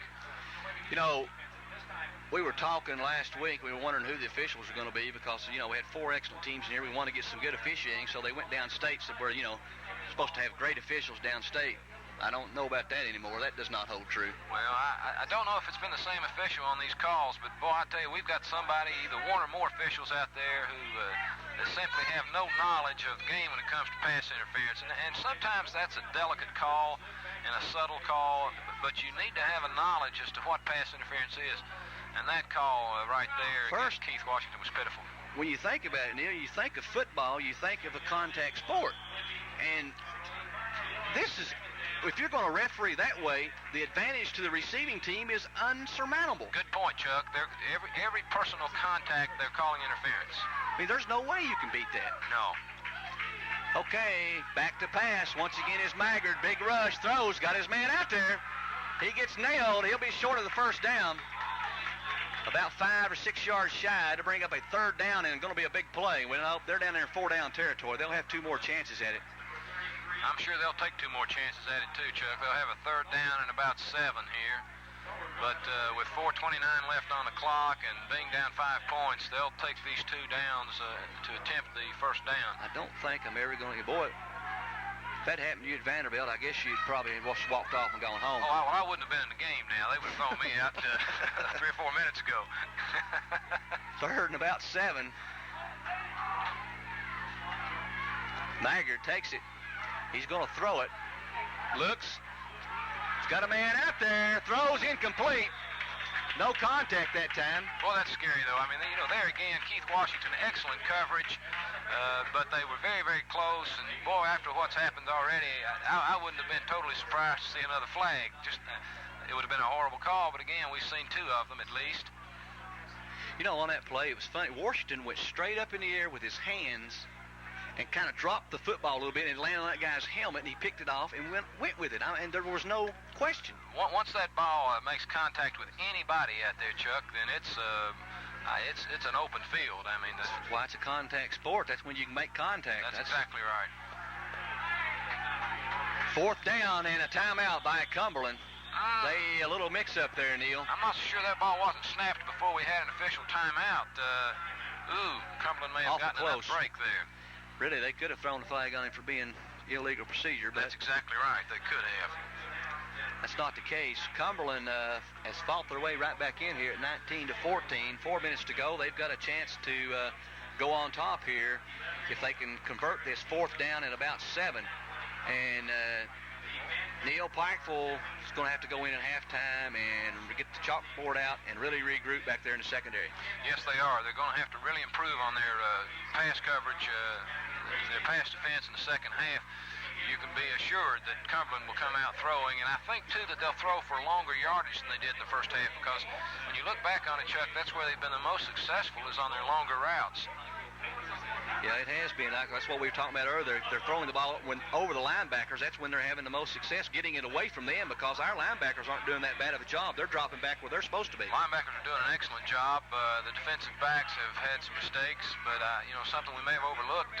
Maggard seems to have plenty of time to throw the football, Chuck. He certainly does. Of course, one thing, he makes a lot of time himself. He's a super runner back there. He drops straight back, or he can roll right, he can roll left. He can throw the ball running to his left and throw it back right. He's a super quarterback. That's right. That's right. He makes his breaks. Okay, it'll be another passing situation. 4th and 7 for Cumberland. There's a snap. Maggard, a big, big play here for both ball clubs. Maggard tucks it up. Going to try to go with it, and he's not going to get it. The receivers that time were covered, and Maggard thought he could do it on his own, but that was not the case. Excellent play there by Dwayne Elkins, who came across from the right defensive end position to make the tackle on Maggard. We're about to have a little altercation out there, Chuck, between number 21 from Cumberland and Robbie Rowe. Robbie sometimes can be too tough for his own benefit. Yeah, and he'll not back away from a fight. A lot of the blame might be put somewhere else other than the players. We've had so much confusion out there tonight. It's has not been a very well-called ball game. Poor officiating can lead to the game getting out of control, as you well know from your coaching experience. We've had some very, very questionable calls tonight, which will inflame the temper of many a player. 3:51 to go, Neil. I'd be satisfied to go in at 19-14, try to run this clock down. I'm sure that's what Coach Howard would like to do, although he can't get too conservative, or he might turn the ball back over to them on a punt with some time left. We need a first down. Yes, we do. We need a first down to go in comfortably with a 5-point lead. The ball's resting across the 30-yard line, about the 32, so Pikeville about 68 yards away from pay dirt with 3:51 to go. Pikeville on top 19-14 in what has been a very exciting played ball game by both these clubs. Got a full house backfield there, Chuck. Okay, regular backfield. Pinson, handoff, fumble by Washington, still loose, and Cumberland comes up with it. I think they gave that ball to Robbie Rowe. Was it Rowe? They faked they had Washington in the fullback position, bellied him up into the 2-hole, and then reached back and gave it to Robbie Rowe. I don't know how, but we got that ball back, Chuck. Well, I tell you, I don't understand these officials at all. Boy, I thought Cumberland recovered that ball. As a matter of fact, I thought number 44 for Cumberland was all over it. Okay, big break there. We thought we had lost it, but we've got it back. I formation for Pikeville. Pinson takes it. That's Robbie Rowe with it. Straight up the center, and nothing there. It gets it about the 35-yard line. That'll bring up a 3rd down and about 6 yards to go for Pikeville. Clock running at 2:55. Chuck, the danger of freezing the ball like this with still 2:50 left in the game, you force yourself to punt. And as we all know, when you start snapping that ball back 15 yards, so many negative things can happen. That's exactly right. Chris McNamee coming out. You can do what now? You can block that punt, or you can have a bad snap. And boy, I mean, there's plenty of time for Cumberland the way they put that ball in the air. Okay, Pikeville, a wishbone that time. There's that little counter. That's Mullins with it. Gets out there close to the first down. He may be able to be a little bit shy of it. I think he's a foot or two shy, Chuck. And under the circumstances, I think Pikeville will probably have to kick the ball. It'll be an interesting decision for Coach Howard. They might go here with a long count and try to draw them off sides. Pikeville's been going on a quick count, Neil. They may come out here with a long count and try to draw them off, and if they don't, take a 5-yard penalty and then punt it away. I've seen them do that some. That's a very good point, and it might be a very good strategy right now. I don't think a 5-yard penalty would hurt Pikeville at all, and certainly if they could draw Cumberland off sides, we could pretty safely say they're going to have a halftime lead, barring any kind of fumble or interception. They're in the position. You believe this? Pikeville came up, lined up to go for it, and Cumberland said, wait a minute here. They weren't prepared for that, were they, Chuck? No. That was a shock to them. They were in the receiving setup there, anticipating a punt by Pikeville. Pikeville did precisely what Chuck thought they would do. Okay, 149 is what remains. You're on pause.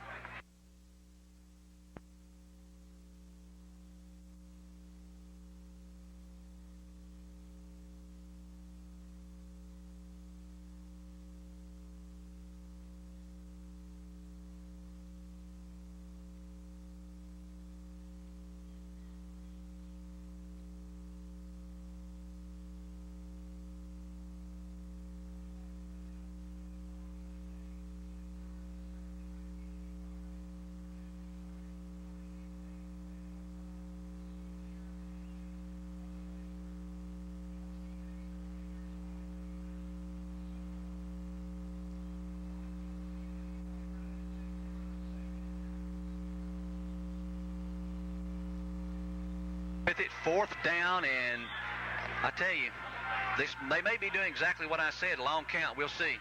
They did it! They did it! They did it! It worked! I don't know, Chuck. I don't know if Cumberland player raised up first, or I think that Cumberland was offsides before Timmy Honecker raised up. Nope, they got him. It worked. We called that one. Boy, it's a big play. Certainly is.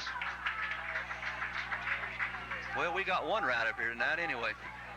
We don't get another one. And really, you're right, Neil.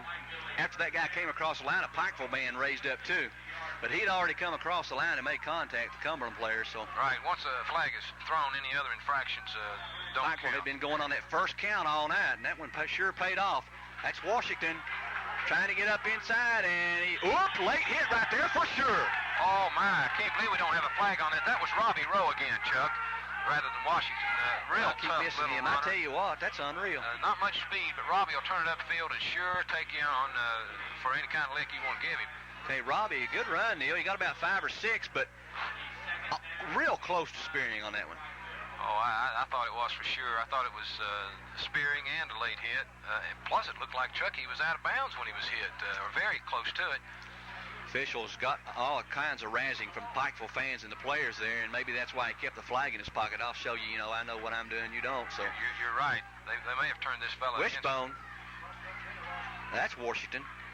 And nothing there, maybe a yard. Bring up a 3rd down and about 4. Tell you what, if Pikeville could pick up a 1st down here and maybe a pass or two, they could possibly catch a field goal here toward the end, or a good breaking run by Washington. Yeah, they're down here where throwing the ball is not quite as dangerous down where they are now. 36 seconds is all that remains, though. I formation for Pikeville. Boy, the Cumberland defensive backs up close. Benson takes it. Throws, and maybe picked off. Nope, they say incomplete. He did drop it, Chuck. Number 22 had that ball, and as he went down, he just couldn't quite hold on to it. Kevin Reinhardt, a defensive back, junior, 5'10", 170, made an excellent play. That was a very poor pass, very poor selection on Gene's part. He should not have thrown that ball. We may have had a mix-up on the routes there, Chuck. We had the end and the back, like a covey of quail. One shot could have gotten both of them, and I know that they weren't supposed to be that close. No way. Makes the pass defense a lot easier, doesn't it? Yes, indeed. Okay, Pikeville going to punt it away. Have a good snap here. There it is. There's the kick, and it's a good one. Low kick, but a nice kick. That's Walker with it. Still on his feet, but he gets nailed as he crosses the 20-yard line to about the 23. 15 seconds remaining, and Cumberland's capable, Neil, 15 seconds, but it's going to be a long shot. I'm sure you're going to see some aerial bombs here by Maggard. Probably has time for two, and I'm sure he'll send Noel and possibly Collett deep down the field and just toss it up for him. Hail Mary. Collett's had a good evening, and so has Alex Noel. Well, really, Noel, Collett, and Maggard is this ball club. Yes, yeah, those three players seem to do it all. That's the end, but they get the play off, and there's the bomb, and it's way, way overthrown. Back there to pick it off for Pikeville, still on his feet. That's Robbie Wright. Wright, still on his feet. He's going to go down here eventually, and he does about the 47-yard line. So as time runs out, Pikeville 19, Cumberland 14. That is your halftime score. Excellent first half.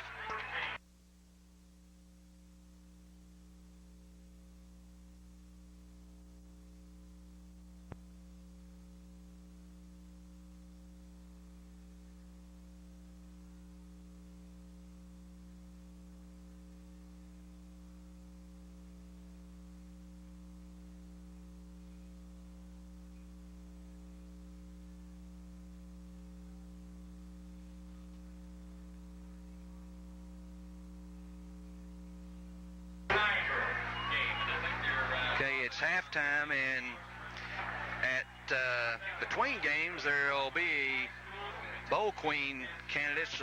One will be crowned queen. They're coming from Michelle Snyder, representing Virgie High School, Erica Blackburn, Johns Creek High School, Kimberly Ann Dameron from Pikeville High School, Sherry Kyle Coleman from Phelps, Wendy Potter, Belcorn City, and Marta Lee O'Brien of Belfry High School are the Bowl Queen candidates.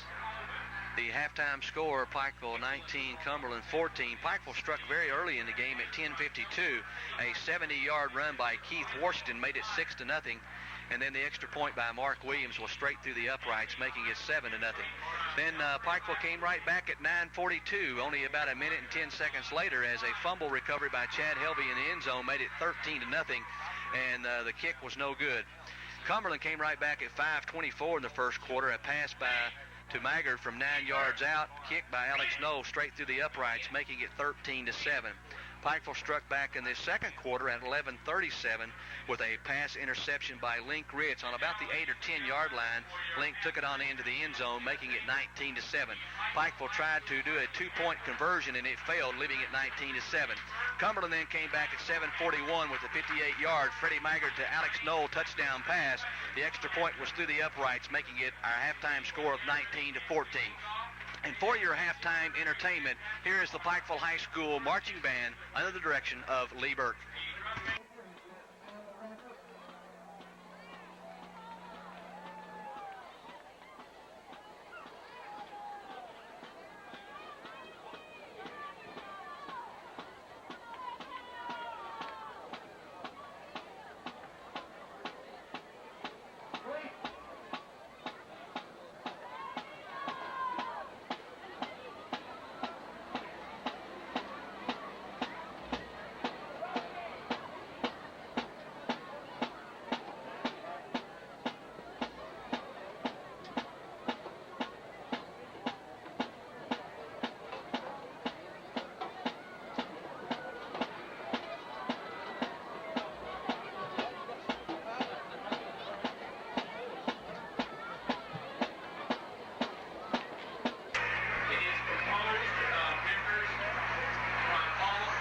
Okay, give yourself 4 seconds, you're on. Well, welcome back to the Pike County Bowl. We're down to 48 seconds to go, starting the second half. Pikeville 19, Cumberland 14.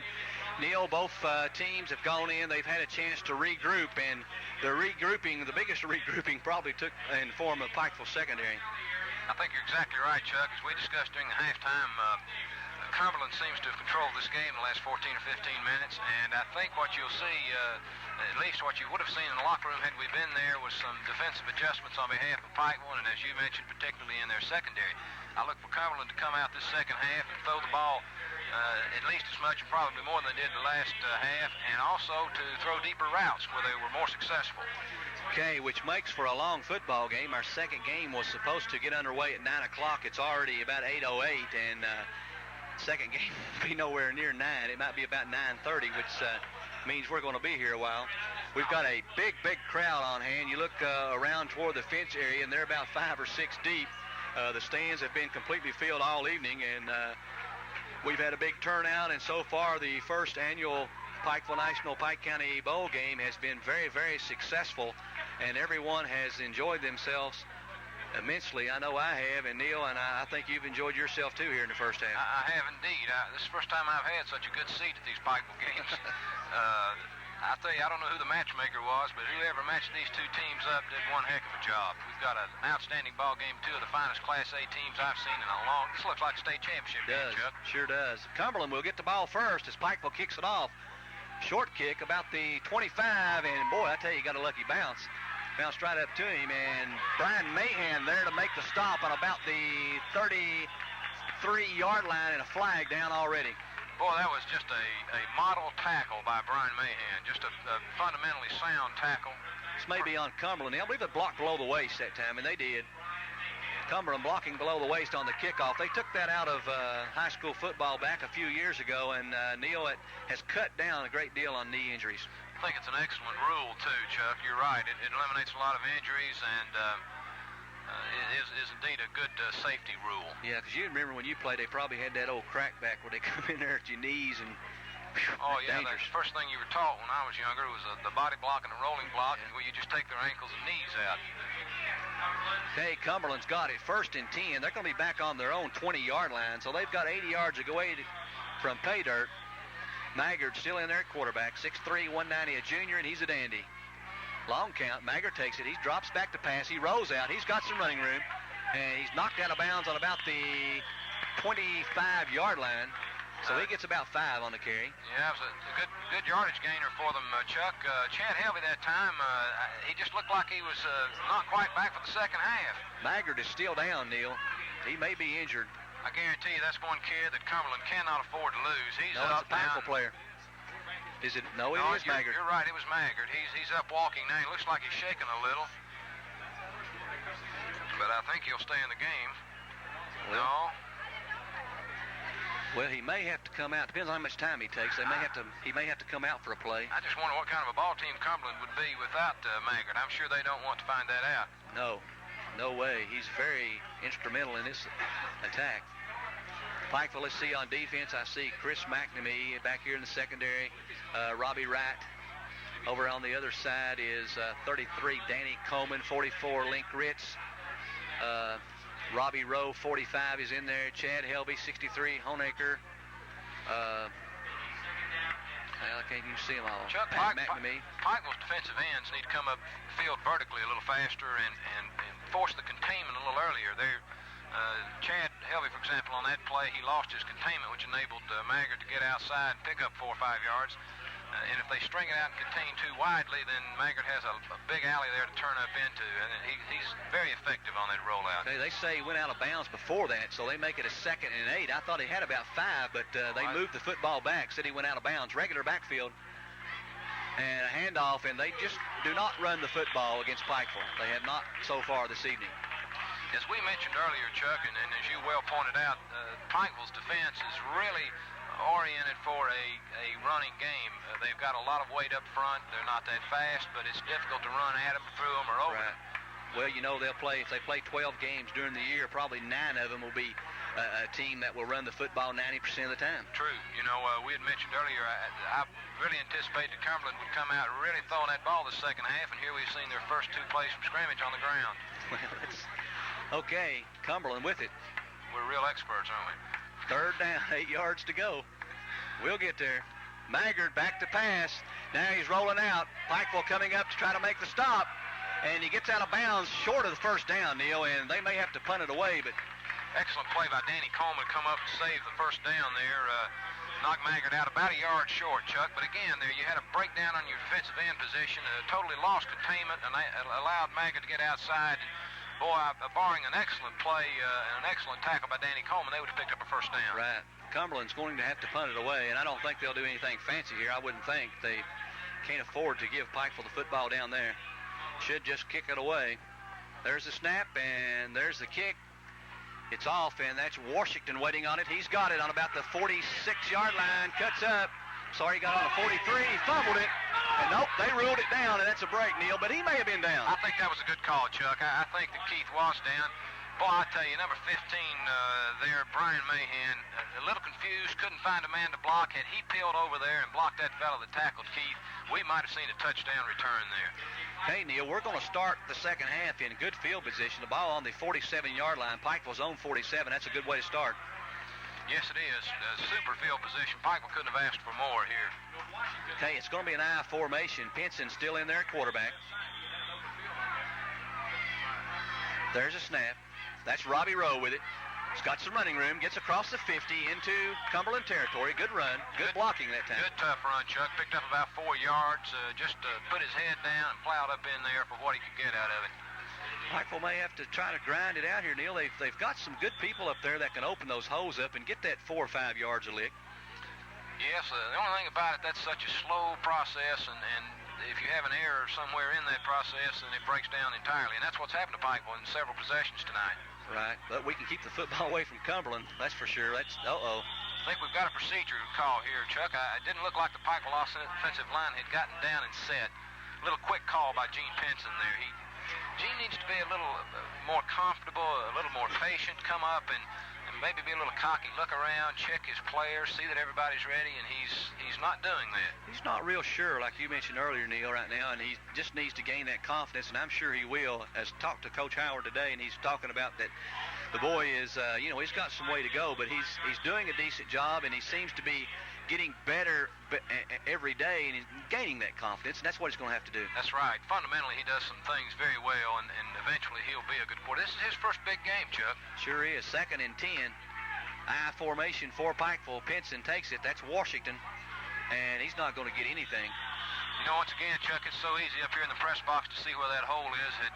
Had Keith cut back to his left, he could have picked up 6-7 yards, but he cut right back into the flow, into the congestion, and consequently, I don't know if he gained anything at all, did he, Chuck? No, last week we watched him on a couple plays where he seemed to be confused or may went to the wrong hole or whatever. I think Washington's got a little bit to learn yet. It's a new deal for him, too. That's right. New school, new offensive scheme. I formation, 3rd down, long yardage. That's Robbie Rowe with it. He gets a good block there, but not quite. He gets across the 45 down to about the 44-yard line, and Pikeville will be about 2 yards shy. Oh, I bring it 4th down. Chuck, Chris McNamee just made a super block on that play, enabling Robbie Rowe to get outside and pick up what yardage he did, nearly a first down. They'll have to kick in this situation, but just an excellent block by Chris McNamee. They're going to measure this, and I really can't see any reason why.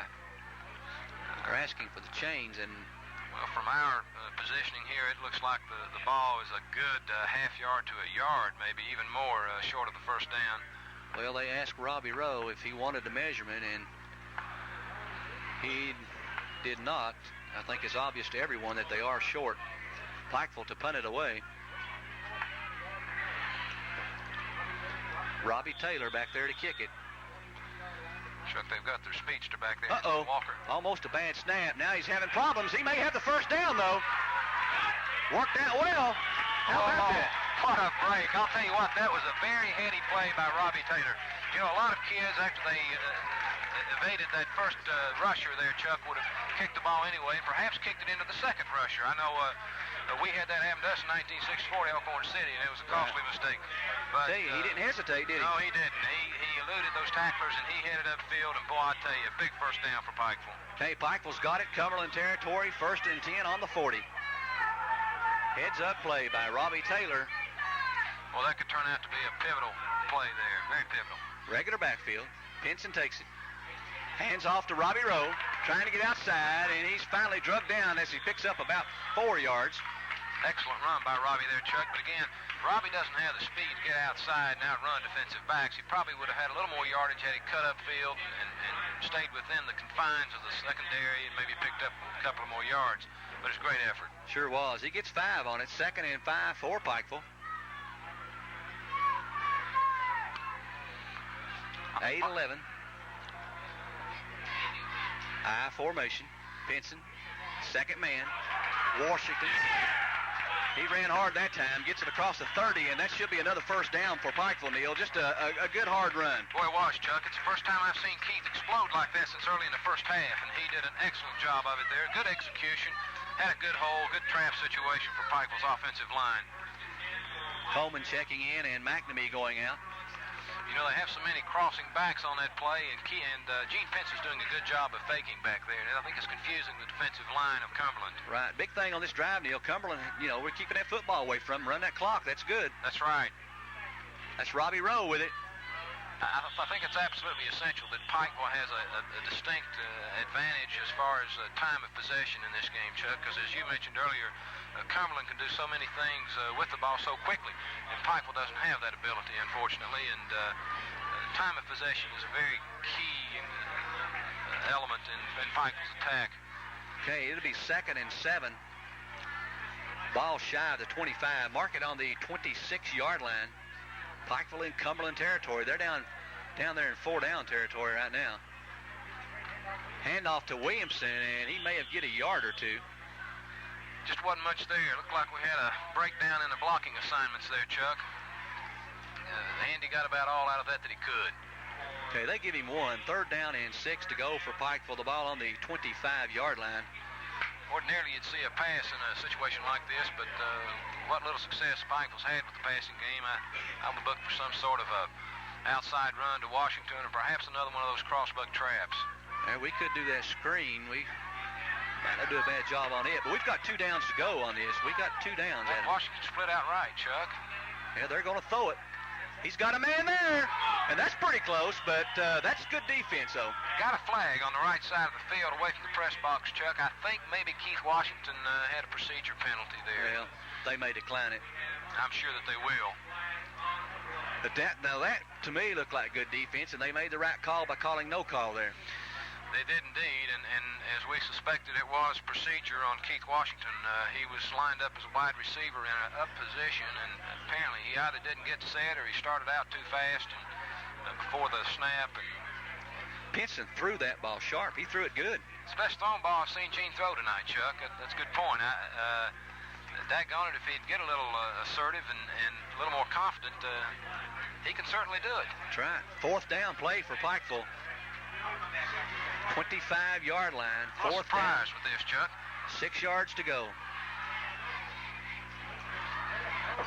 Oh, McNamee almost had it. It was in his hands, but he could not hang on to it. If he'd caught, he may have had TD. Another excellent pass by Gene Pinson, right square in the hands, right in the eyes of Chris McNamee. He just couldn't hold on to it. This time of night, sometimes that ball gets a little slick. Cumberland finally gets the football back at 6:21 to go in the 3rd quarter. Big defensive series here, and we need to hold them right down there and get this ball back in good field position again. Need to wear that defensive unit out, Cumberland. Don't let them get them any rest. There's a snap. Maggard with it. Pitches. Outside. And that was Walker, the ball carrier, and he gets a first down. A good run, about a 14-yard pickup. I think that was an excellent play by Maggard. He let Dwayne Elkins commit himself in the defensive end position, and just as Dwayne did, he pitched the ball to his trail back and picked up a good 15, 20 yards there. Pikeville's got a player injured over there. We cannot see who it is from here. Not sure. Number 65, I think that's Chris Stratton. Another tough kid. He's not much size, but a lot of heart. I'm sure Chris took a good lick on that play and paid for it momentarily, but he's all right. He's coming off on his own. The ball's going to be marked on about the 39-yard line. First and 10 for Cumberland.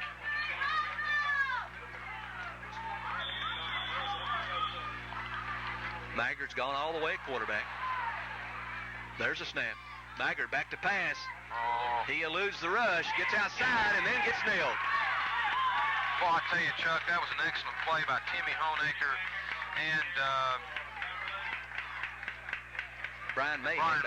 Yes, they both came up and did an excellent job with containment on that play. You know, Maggard really did a good job of not throwing the football there because there was no one to throw it. A lot of quarterbacks may have gone ahead and thrown that anyway and had it picked off. That's the best coverage I've seen Pikeville have tonight. They had two backs out, one on about a 10-yard flat route, and then they had the wide receiver go down in and back out about 25 yards, and they were well covered. Okay, wide receivers, both sides. Maggard calling it, drops straight back. Trying to step up, but he's nailed. Another big loss.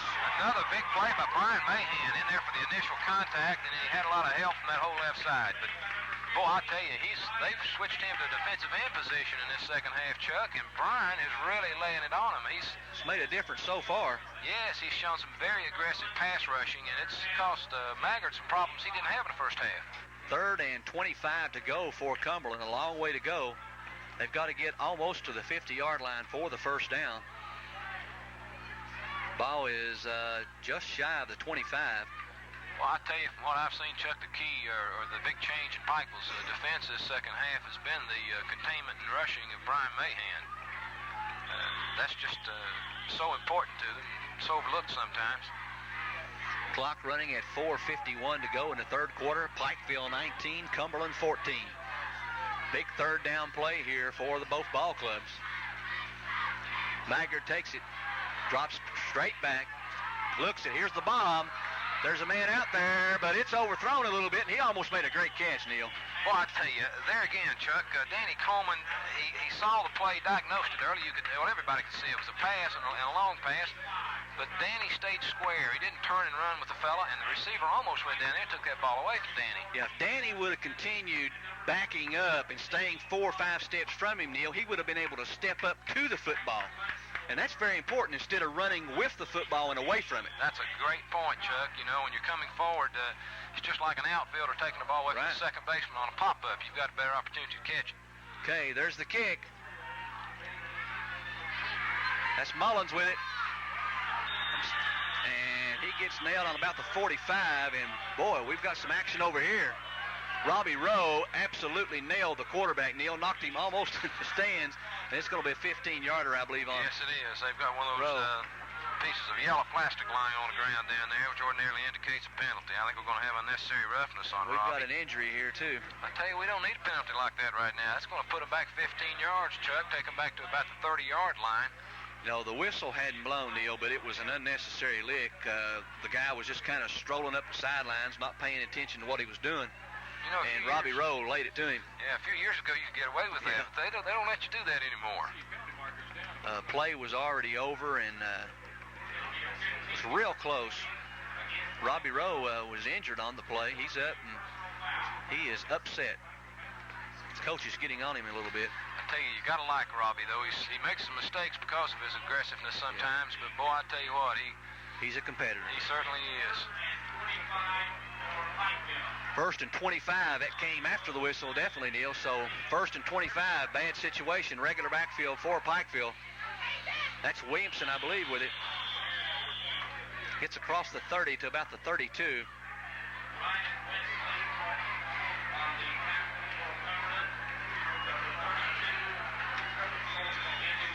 Andy Williamson running the ball, and you know, we've got some good running backs. They don't look as good tonight because this is a good ball club they're playing. You know, people say, well, they're not running the ball as good as they usually do, but they don't play against a team as good as Cumberland every week. I'll tell you what, you're right. This Cumberland team is state championship possibilities, a real contender, as is Pikeville. Okay, Mullins dives across the 35-yard line to about the 36. It's going to bring up a 3rd down and many, many yards to go. Chuck, Pikeville's initial positioning here with a 1st and 25 on this possession was so bad that I think Hiller's just going to run this ball out and kick it back to him and hope for better things. We could see the screen here. There's Pinson, back to pass.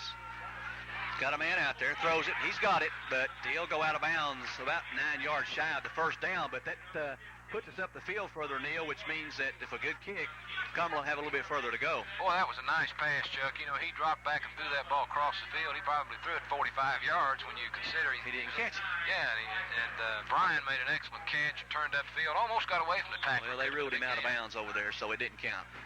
Oh, no. So they'll have to kick it away. Snap almost over his head again. A very, very short kick. And I tell you what, that's a gutty move and a great play there by, I believe it was 42 Walker. Boy, that was a heads-up play, Chuck. Good football play. Oh, boy, that puts Cumberland in great position, Cumberland's vantage point. Short was real kick. The kick was real short, and really kind of Pikeville was asleep because they had to back to the football, but Walker was wide awake, and he ran right up there and took it, and Cumberland threatening. That's right. The Pikeville coverage was beyond the football, which is always a dangerous situation when the football's behind your coverage people.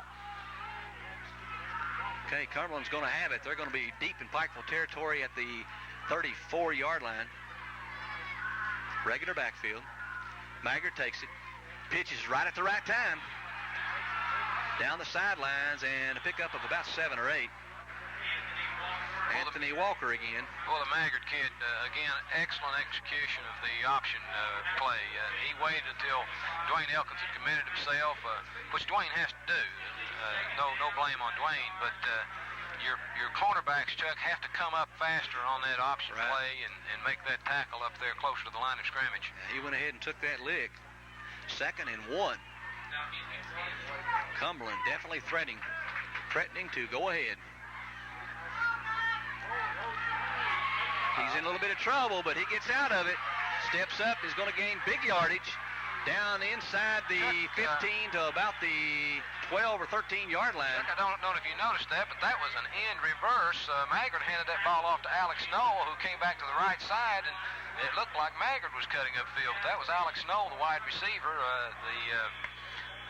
Play was kind of crossed up there a little bit. They scored earlier in the game when he came around that way, and then Maggard went out in the flats for a touchdown pass. They weren't running the same play, though. I don't know, just a end around or something there. Straight up in the middle, and not much there. Nothing, to be exact. It's a big play for Pikeville. They need to hold Cumberland here. I really think from the looks of things that Cumberland's got a kicker that can kick a field goal from where they are right now, which is about the 15-yard line, I think, Chuck. I don't Closer know. to the 10. That would make it 19 to 17, which, another field goal would win it for them. But that's right. I think if they got it in a 4th and long situation, we'd see a field goal attempt for Cumberland. They've got a 2nd and 10 now. 2nd 10, regular backfield. Maggard takes it. Option again. He waits to the last second, but good defensive play, but it didn't work out well. Thought Pikeville had him there, and he's in for the score. Got a flag, Chuck. Flag back here. I think we've got a late hit penalty on number 83 or 63 of Cumberland, which is going to be a big, big break for the Pikeville Panthers. Well, did it come after the score? No, it came, the kid was about on a 3 or 4 yard line. It was an unnecessary clip because the kid was already downfield. The clip was 10 yards behind the ball carrier. I don't believe I've ever seen a game with any more crucial penalties than this one. I haven't either. And, they've been self-induced. Yep. It's been bad break after bad break for both these ball clubs. They've had good things happen to them and then turn right around and that's right, and give it away. Well, Cumberland had a big score there, Chuck, and the kid with the ball was down about the 5 yard line, and one of the offensive linemen clips the guy back on about the 15. That really hurts. It looks like Timmy Honecker's hurt. He's hurting on the sideline. Sure is. Okay, Cumberland's got a slot out here to the right. Maggard, long yards to go, 2nd down. Drops straight back, throws, got a man open. He dropped it. Touchdown, and he dropped it. Wide open. Whoa. Boy, I tell you, Danny Coleman is going to have to get back and get a cushion between himself and that receiver, Chuck. He wants to step up. Every time he wants to come right up to the guy. What he does, he squares up, and he tries to run backwards being squared up, and you've got to turn your legs downfield and run away from that receiver until the ball's thrown. And it's just a fundamental method that apparently Danny is not very good at performing, and it's going to hurt him. Boy, that was a touchdown. Sure was. Washington now comes out of the game. 3rd down play. We'll call it about 18 yards, or maybe 20 to go. Split backs, slot right. Maggard takes it. Got a screen over here. Maybe busted up, and a great play there. We're going to have to pick him up, Neil. Maybe a Mahan again, I don't know. Dwayne Elkins. Dwayne Elkins. Oh, what a play that young man made from his right defensive end position. And then, of course, he had Pat McNamee to come over and clean up with him. Big play, and diagnosed the screen real well that time, Chuck. Okay, to get the first down, Neil, they've got to get to about the 1-yard line, so that's going to be awful tough. So they're looking for touchdown here, and a little bit too far to go for a field goal, I believe. Oh, yes, they're much too far out for a field goal. And, boy, I tell you, Pikeville needs a relentless rush on this passer right now.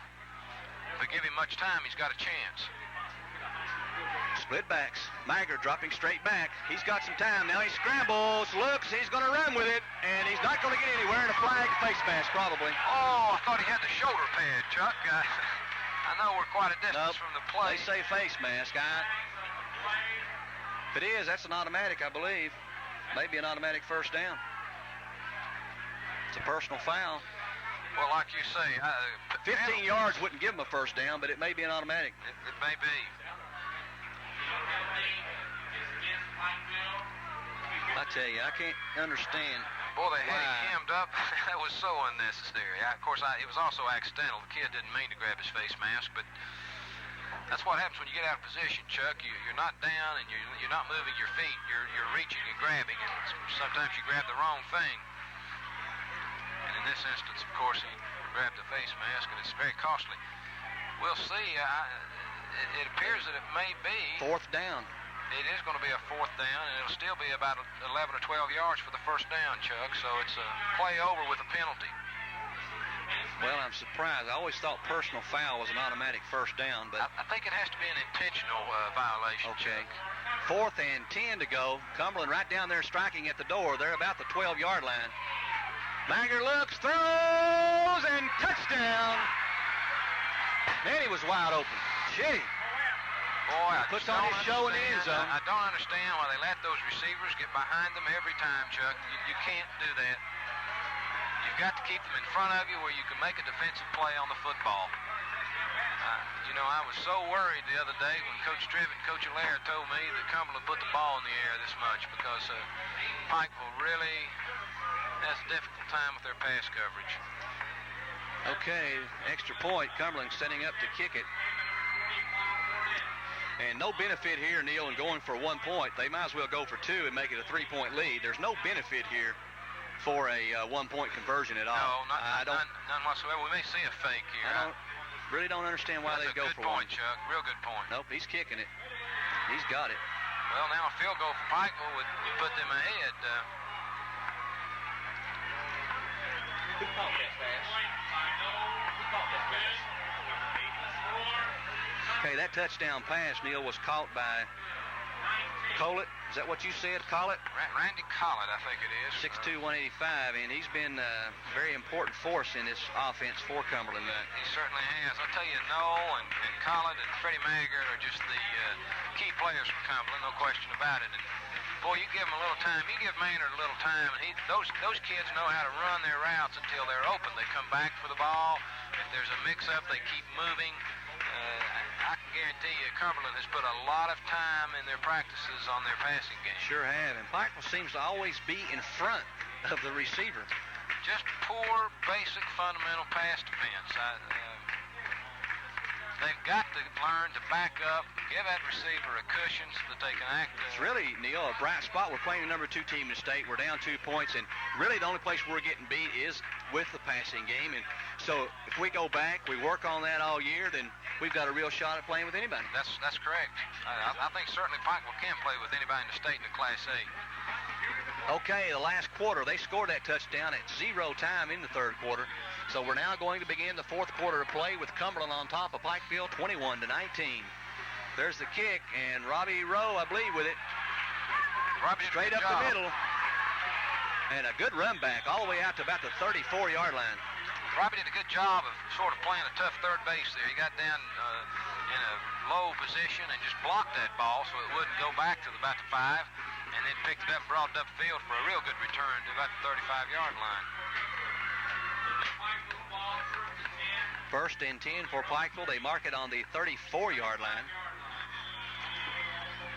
66 yards away from pay dirt, and we need one bad. I formation for Pikeville. Pinson takes it, hands off to Robbie Rowe. He's got some room across the 40 to the 41. Good hard run, Chuck. Excellent run by Robbie Rowe. He really didn't have a whole lot there. He just cut up and pierced through 2 or 3 defenders for an additional 3 yards. Rowe has done most of the ball carrying tonight for Pikeville, Neil, as Washington has not been at 100% health-wise. You know, Robbie's ankle looks like it's bothering him again. You'd mentioned earlier he injured himself on that blocking penalty on Maggard earlier, and he's come off the field limping here. I formation. There's a handoff and fumble, and Cumberland may have it. Ooh, No, I think he pointed to Pinson Pike. got it back. Well, that was a gutty play by him then. I'm surprised. He must have reached a hand in there and pulled it away. He did, from a very large defensive lineman. I'm surprised he was able to do that. Big play on Gene's part. Good reaction. That could have busted the game wide open right there. Well, you're not kidding. Give Cumberland that ball back with 10 minutes left in the game on the 35-yard line. We wouldn't want that. Here comes Washington out. Chris McNamee coming out. Wide receiver to the left for Pikeville. Pinson takes it, drops back to pass. Looks, throws, got a man there. He caught it, but he'll be shy of the first down. Boy, Gene's throwing that ball with a lot Tell you more what. authority. He threw that ball so nicely, and another nice reception by Brian Mahan. About a half a yard short of the first down, however. Neil, this may be where you have to go for the marbles. Well, with 10 minutes left, I don't think I don't know, Chuck. The way That's a tough Cumberland can move that football, I tell you, if you put Washington back in there and run one of those misdirection plays or an off-tackle play, I don't think he's been stopped all night, has he, Chuck? No, he hasn't. Got a half a yard to go. That's a tough decision. You hate to give the ball back to an offensively powerful program like Cumberland. You may never see it again. That's exactly right. You may see it after they take it in the end zone. That's right. They do such a good job offensively, and we may not have a better opportunity. We're out here at the 44-yard line, and if we get a first down there, we've got, maybe 50 yards to go for a score. Another good point there, Chuck, is that Pikeville's kicking game tonight's been rather weak. Right. And if they don't get a good punt off here... they may end up right back there where they are anyway. That's right. Cumberland's going to be very near where the line of scrimmage is now. So when you consider all of those factors, and of course Coach Howard's considering them now and has had plenty of time to think about them, I'm not so sure that I wouldn't give it a go. Yeah, we'll see how many yards we gain by punting it here in just a minute.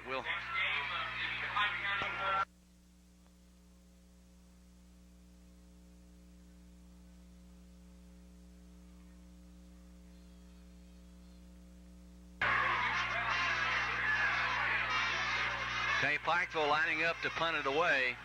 Half yard to go, fourth and about a half a yard, and Pikeville will be giving it back over to Cumberland. They've got Walker back there deep on about the 30-yard line. There's the snap, straight back. There's the kick. A lot better kick this time. Quite a bit better. My goodness, he's got good. What a Crazy play. Dangerous play. Crazy play by Walker. Chuck, I can't believe he attempted that. That was just a very foolhardy attempt to grab the football on the run.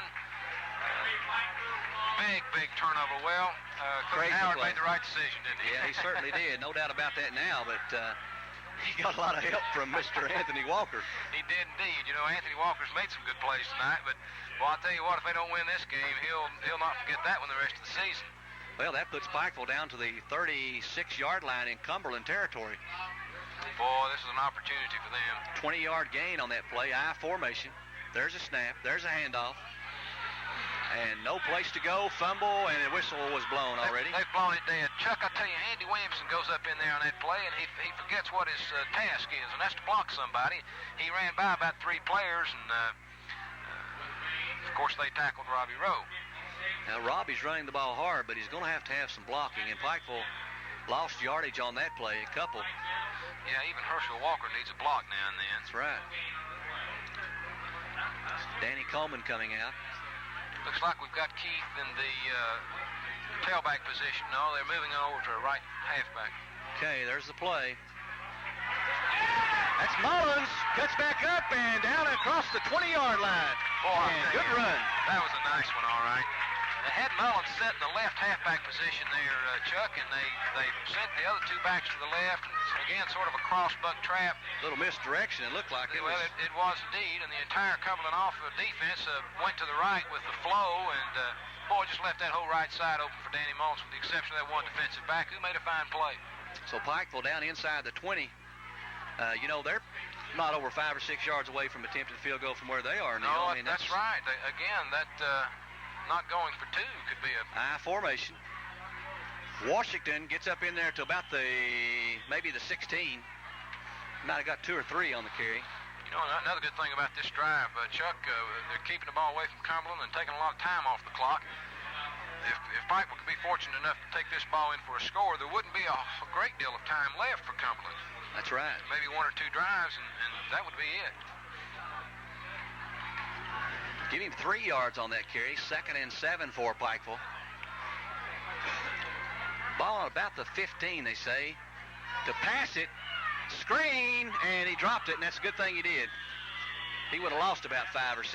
Chad may have dropped that ball on purpose. I don't know if he had the presence of mind to do that, Chuck, but you're right. He would have lost yardage had he held on to that football. What a very good pass. They had the screen set up fairly well over there. He had some blockers in front of him and just one defender. Kind of surprised that we threw it. We thought maybe we'd keep sticking it right up in that middle. I fully agree with you. I was surprised to see us put the ball in the air. Okay, big play here for Pikeville. 3rd down. They need about 3 or 4 more yards for a field goal. Back to pass it again. Man, wide open, touchdown! Woo! Excellent catch by Danny Coleman and a super throw by Gene Pinson. Boy, I didn't know he had it in him. Tell you what, that was a Danny. You're right. He was wide open, and I just kept waiting and waiting. I've seen some mini passes dropped tonight by Cumberland, but Coleman took that one right in the belly and put it in the end zone. Excellent route, excellent reception, excellent throw by Gene Pinson. To be quite honest with you, I was looking for a sweep to Washington around the left side, wide side of the field that time. Shows you how much we know again. We shouldn't be throwing it, and they throw a touchdown. I'm going to quit second-guessing Hillard. He's doing a heck of a lot better job calling those plays than I am. But I'm going to stay on his secondary until they improve. That's right.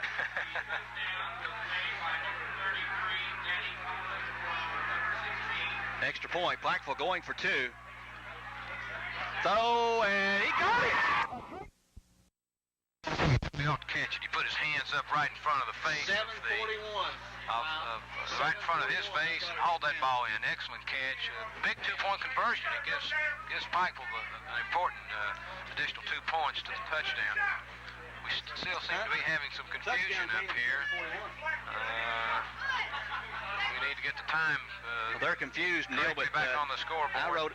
I always write these times down. 7:41 was when the touchdown, so that's what it should be. That's correct. It should Nobody be else has got it 7:41. down, so if they listen to us, they'll have it.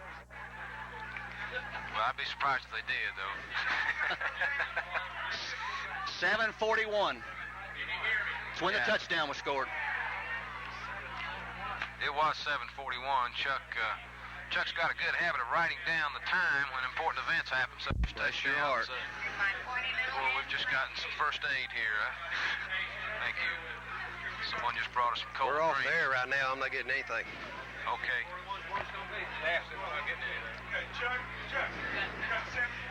I always write the time down when somebody scores right there. 7:41.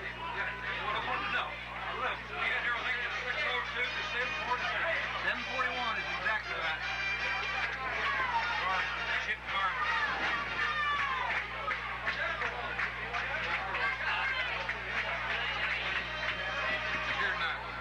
Stafford? No, I'm not getting anything. Not on.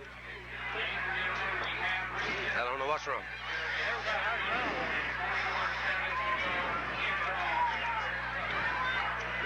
We're the only one that had it down. I know. Nobody. Nobody did. They'd been arguing That's for the only 30 time this minutes. ever They've came. been arguing for 30 minutes. That's the only time that ever came in handy. Staff, are we back? No, we're off. Something wrong. I don't know what's wrong. Well, we've lost the power so many times. Yep. Oh, yeah. No problem here. We don't have any power now anyway. Got it? Okay. Okay, we're back. There's the kickoff. And bobbing a little bit around the 10-yard line, but he's got some running room trying to cut back up, and still on his feet across the 35 and a flag down.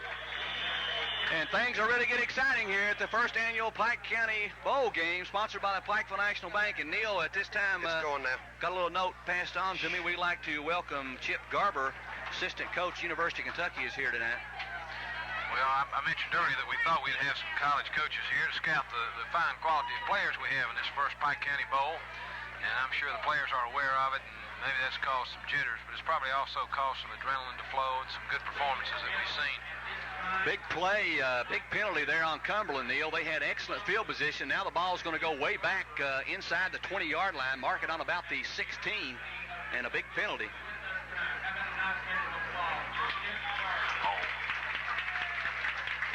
Hey, they just announced that Chip Garber from the University of Kentucky assistant is here tonight. Okay, Cumberland's got it. They've got about 7.5 minutes to go. They'll put that thing in the air, I'm sure. Maggard rolling to his right, keeps the football, cuts back up, and he gets about 5 or 6. We had a funny thing happen. That power went off, and of course the scoreboard went off, and they had a lot of problems with it, and they could not find out how much time to go in the game. And Neil, fortunately, you and I keep when somebody scores, we always write down what time they scored, and officials appreciate that very much. Don't give me any of the credit. That was all Chuck Dameron, folks. He does, as I said, have a good habit of keeping the times of crucial developments, and the entire officiating crew was confused, and Chuck had the time down. Okay, here we go.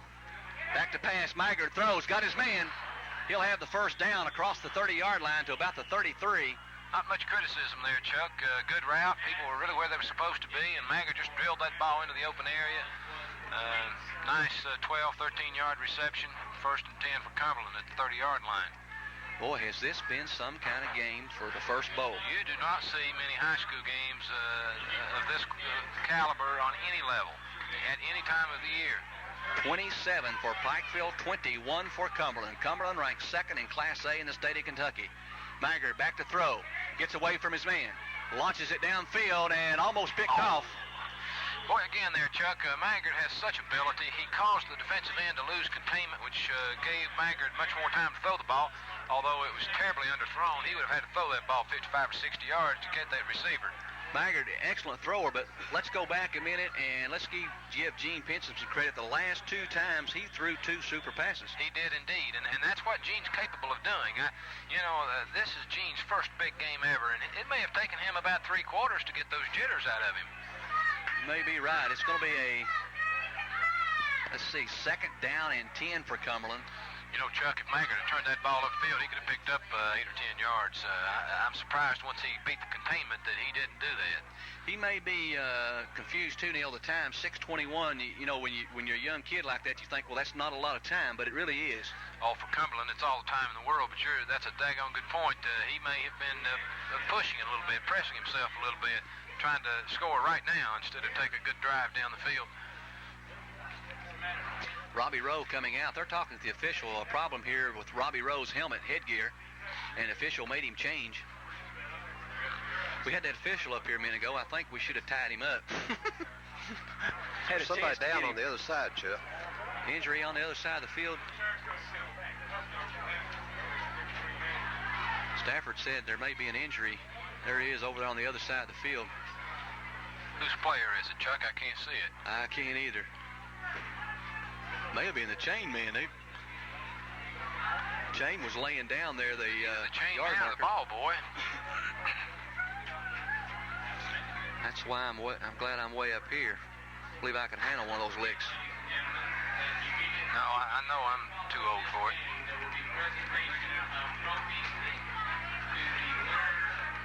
Chuck, are they giving a most valuable player for each game? Each game. Oh, I see. Each game there'll be a most valuable player. Guarantee it'll be a close contest in this game. We've had some outstanding play from It is the flag boy. It is the flag boy. I was right. How about that? He took a lick over there. Doc Ritz there, walking off with him. And he's holding his arm. He's hurting. One of the chain gang went down.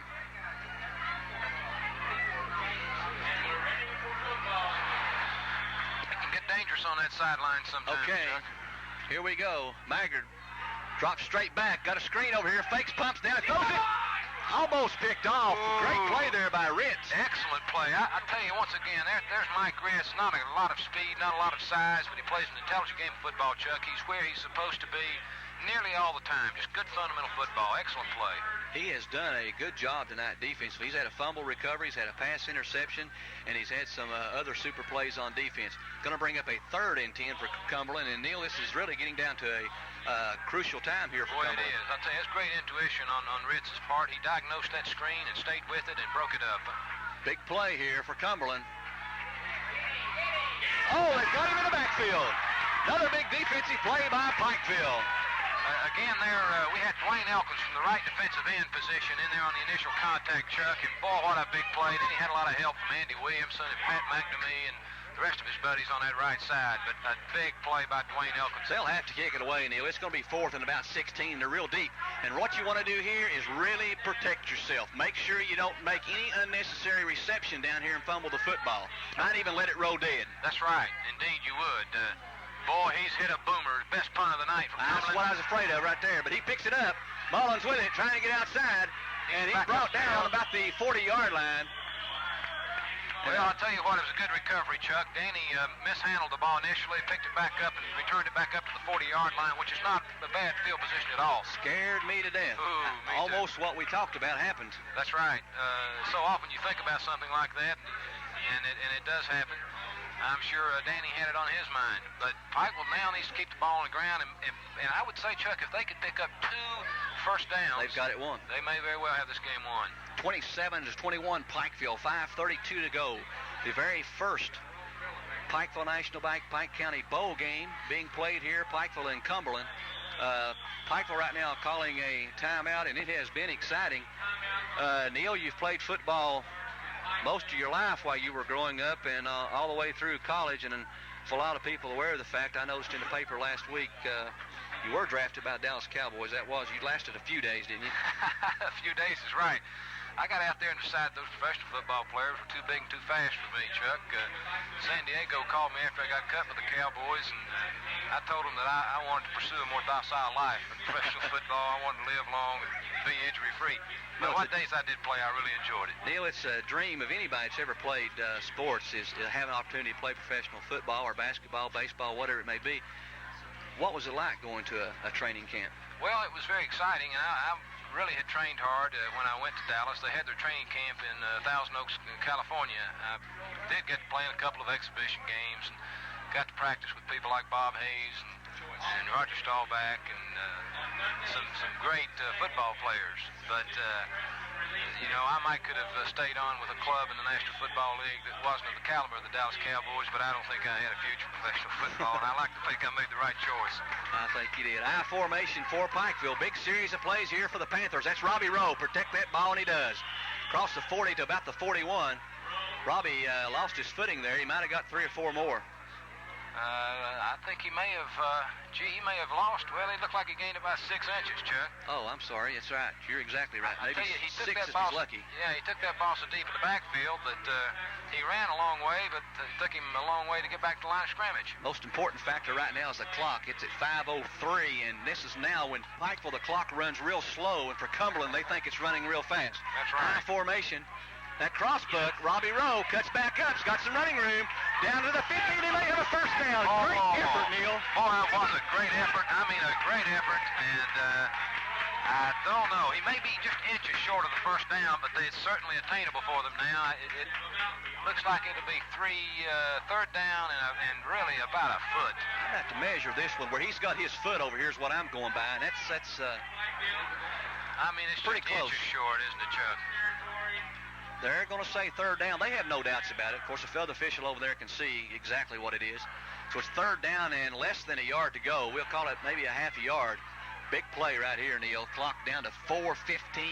This is a big play. It is, Chuck. If they can get this first down and then just hold on to the ball for 3 or 4 more downs, boy, they're going to be a... There it is. That's Rowe, and he's got the room, and he's got the first down, and don't go out of bounds. Run that clock. Well, he fumbled the ball on his way down, Chuck, and luckily the ball did go out of bounds. And, of course, last possession retains the possession of the ball, and that would be Pikeville. They've got a first down situation now. Boy, 4 minutes left. The clock has stopped. They possibly need one more first down, Chuck. I wouldn't want to see Cumberland get this ball back any place on the field. No, sir. Robbie Rowe has been a workhorse tonight. Yes, he has. Tough little player. You got to admire Robbie Rowe. Okay, Pikeville with it, 1st and 10, I formation. That's Keith Washington, and he gets nailed with no gain there. Boy, something that scares me about Keith, particularly at a time like this, Chuck. I don't know if you noticed, when he first got that handoff, he had that ball hung out there like a loaf of bread going home from the grocery store. And he has fumbled twice tonight. Yes, he has, and you know, you're very prone to fumble when you hold that ball like that. At a time like this, Keith needs to tuck that ball up in there with both arms and get what yardage you can, go back to huddle. Exactly right. Okay, Pikeville with it. Wide receiver to the left, I formation. I don't look for him to throw it, though. There's the pitch. That's Washington trying to get outside. He does, and maybe knocked out of bounds, which will stop the clock. Hate to see that clock stop.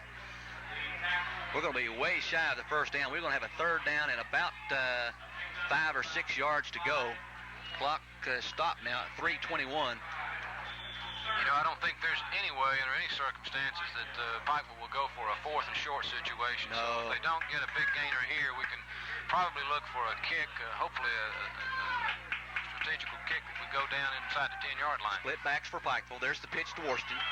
Tries to cut up and goes outside, and he'll not have the first down. Pikeville will have to kick it away, and we're not running much time running out there on the out of bounds. Gee whiz, that's a daggone poor call, I think. I don't want to criticize Hillard, but you know, you got a 3rd and 6 situation, Chuck, and he runs to the short side of the field, number one, and Keith really didn't have any choice but to run out of bounds there. Right. I think he was just, you know, trying to run away from the players, and you know, maybe he's supposed to go another hole up inside, or maybe... No, I tell you, that was a quick pitch right, and that play is designed to go outside. And, boy, when you run that on the short side of the field, there's not a lot of outside room to go to. And Pikeville now calls a timeout, Neil. They're thinking about going for the 4th down play, 4th and 2, and they're on the 37-yard line, and I'm for kicking. Well, I am too, Chuck.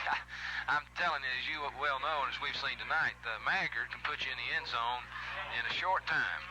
You know, 2 or 3 good pass plays, and Maggard's got you a touchdown. Yeah, I'd rather him start at the 20 instead of almost the 40 here. I would too, and I'll tell you, really, the way old Lightning or Robbie Taylor is kicking the ball, you know, one of his better kicks probably isn't going to reach the end zone. Yeah, it might be a good deal. It might get him inside the 10-yard line. That's You're right. Boy, it's hard to throw that ball when you drop back in your end zone and throw it. Daggone right. Well, he showed that earlier tonight. That's where Pikeville got one of their touchdowns. Maggard tried to drop back in the end zone, tried to roll to his left and throw to his right, and Rich picked it off and took it in. Pikeville looks like they've still got Gene Pinson in there at quarterback. And I'm surprised. If they make it, though, it'll be a heck of a play. I formation for Pikeville. There's a play, Rowe, and he doesn't get anywhere. Boy, I tell you, good play there. That was a heck of a play by Cumberland's defensive back 22. There. I was trying to locate his name. That was Kevin Reinhardt. He's made a couple of big plays tonight. 5'10", 170-pound junior from Cumberland. And, boy, I mean, that was a big play. He has watched Rowe run that play 3 or 4 times, and he said, no, sir, not this time, mister. He blitzed on that one, Chuck. He had sort of like a strong safety blitz on that play, and he was in that backfield totally unmolested, looking Robbie right in the eye when he got the ball. This might have been a good time to throw it. Okay, Maggard going to work. He's got plenty of time. Steps up, throws, got a man wide open. He's got it, and he does not get out of bounds. But Nash says he does. Well, I tell you, that's one thing you try to teach those kids in junior high, even on defensive back or pass coverage. Don't let the receiver get behind you, and don't let him get outside of you. You've got help in front of you, and you've got help inside. But when a guy gets outside of you, you have no help. And that receiver got a couple of yards outside of Link Ritz there and caught the ball, though that's a tough task for a linebacker. Okay. Got this left side overloaded. Back to throws, got his man, and he gets nailed by McNamee as soon as he catches it. But he picks up about 7. Excellent play by Chris McNamee. He did at least minimize the gain by coming up quickly and making a good, solid tackle on the receiver. Okay, but Cumberland in Pikeville territory on about the 39-yard line, so they're 39 yards away from pay dirt. They've got all kinds of time, Chuck. But I'm telling you, the way this daggone kid puts the ball in the air, and, you know, every time he throws an incomplete pass, the clock stops. Yep. So time will...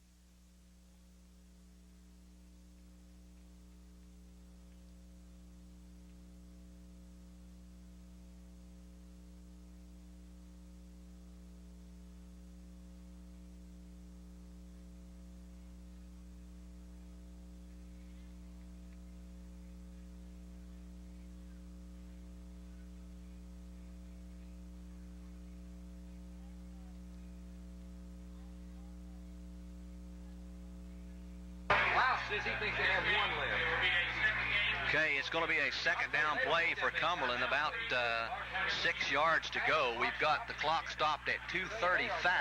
Pikeville 27, Cumberland 21, and I don't think you could ask for any more exciting football game than this one. There's no way the second game can live up to what this one has been. No, high formation. Back to passes. Maggard looks, throws, got a man wide open there, and he's got it. Does not get out of bounds. Boys down to the 25-yard line, though, Chuck, and there's still 2:26 left. They've stopped the clock to move the chains up, but, boy, I tell you, a big gainer. They're letting these kids get outside. They're going to have to stay in front and outside of these pass receivers so they have a chance to break on the ball. You know, it's almost like Pike was in prevent defense. Well, it is, indeed.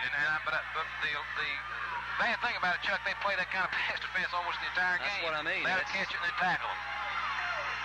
Okay, Maggard thought he might draw there, but he's going to run it himself. Gets outside. He's got some room. Cuts back up. Still on his feet inside the 10. Down to about the 7 or 8 maybe. And Cumberland couldn't be any better position they're in now. They've got all the momentum and everything going their way. Well, I'll tell you, Chuck, we turned that ball over to them up here on the 35-yard line with 3 minutes left. That's a lot of time for an offensive team like Cumberland. Player for Cumberland just dove down on the ground right now. He's got cramps, what he is. He dove on the ground holding his leg, and he's got some cramps. That's one of our players. Kid down too. Well, you've got two players down there. You've got a Cumberland player, looks like he's got a cramp in his calf, and you've got a Pikeville player over on the far side of the field away from the press box. We can't tell who that is. It looks like he's got the same problem. Well, Neil, the only good thing about where Cumberland is now, Pikeville's got less ground back there to have to cover him. That's true, but that hasn't seemed to help. No. The last time they scored on a pass, they got behind them in the end zone. But you're right, it does lessen the field of coverage. And if they're on the 9-yard line, they're going to have 9 and 10 more. Is 19 yards is what they've got to work with. Well, Chuck, the defensive ends, again, at this stage of the game, they've got to come in quickly and give Maggard as little time as possible to get that ball away. And our defensive backs have got to stay outside and keep the reception area inside of them. 27 for Pikeville, 21 for Cumberland. Cumberland knocking at the door. I'll tell you, Cumberland is a quality football team. Certainly are. And obviously Pikeville is too. They're ahead. Okay, back to passes. Maggard looks. He's got a man out there, and he drops it. A little bit overthrown, though. Ooh. Quarterback didn't quite get it to him, Neil. No, it was overthrown. About 1.5 foot, 2 feet shorter than that would have been 6. Boy, but once again there, Chuck, you notice the receiver there, number 21, he was outside of the defensive back. They've got to, I think, perhaps line up a little wider and start backpedaling a little earlier. Keep that daggone receiver in front of you. You can't make a play on the ball when it's behind you. Okay, Cumberland overloading the left side. Maggard drops back. He rolls out to his right, cuts back up, and he gets nailed out of bounds. He gets down to about maybe the 6 or 7. Excellent play by Dwayne Elkins that time, Chuck. He forced Maggard out on about the 6-yard line. And an excellent piece of defensive coverage for a change over there on the left side. I think Chris McNamee came up and took that receiver on, and Maggard couldn't throw the ball. He had to run it. Okay, this game definitely going down to the wire. 1:48 to go. Cumberland's got it down maybe at the 6-yard line. 2 plays to go. Hey, these fans are going to be drained when this one's over. I don't know certainly are. Energy for the second one. I formation, slot left. Maggard takes it, drops back real quick, looks, steps up, throws and got his man, but he made a loss on the play. Oh, a super play again by Dwayne Elkins and Chris McNamee. I tell you, those kids on that left side have really met the challenge here in this last minute and a half. Boy, what a crucial down we have coming up, Chuck. We've got a 4th down and goal from the 10-yard line. This is the ball game right here. This is the ball game. You're exactly right, Neil. And Cumberland's going to call a timeout and talk about it.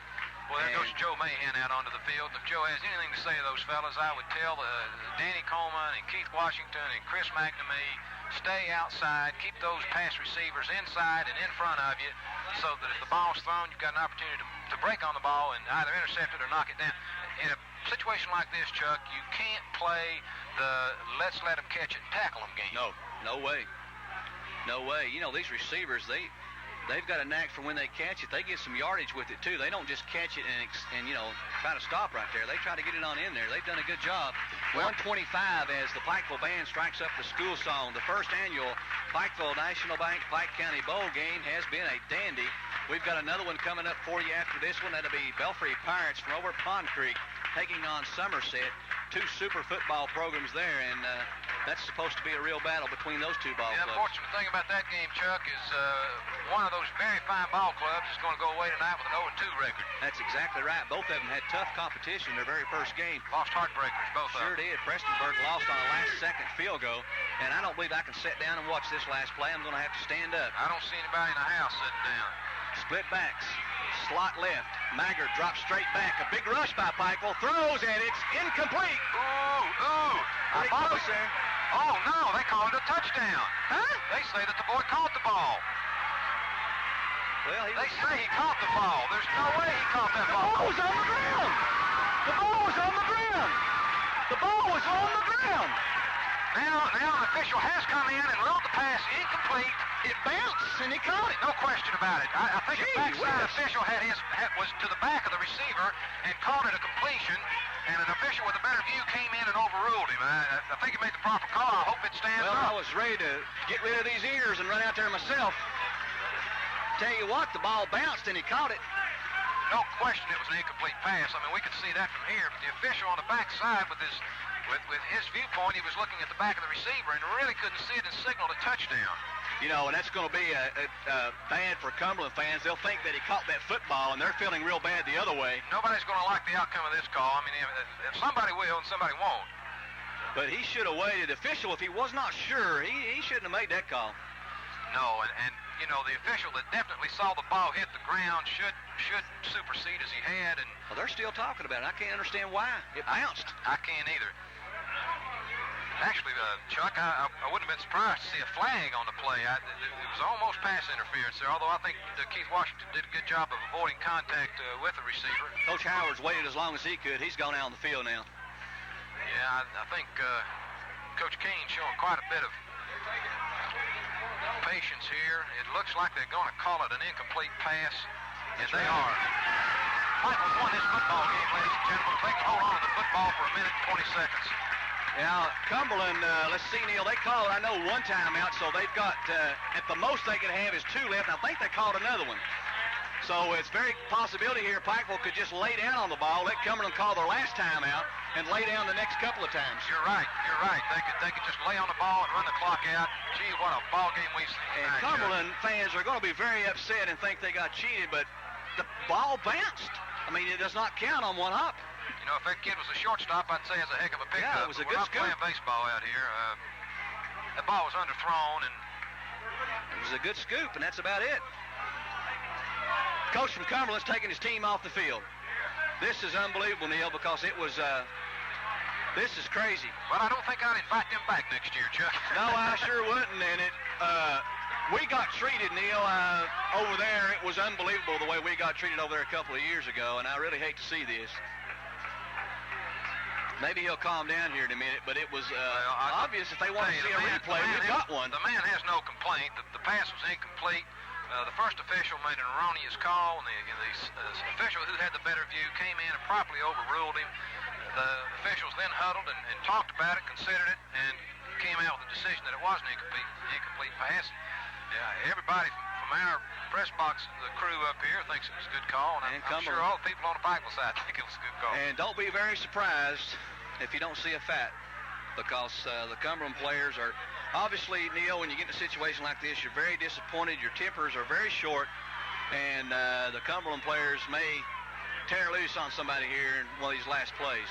Well, Coach Kane is really having a one-on-one conversation with the head official, but the call's been made. The Coach Kane has now, I think, had some time settled down, and he's made the right decision. He's going to leave his team on the field, I hope, and they ought to finish this game like gentlemen. I mean, after all, that's Grantland Rice once said, it's not whether you win or lose, but how you play the game. A lot of people laugh at that, but there's a lot to being a good loser.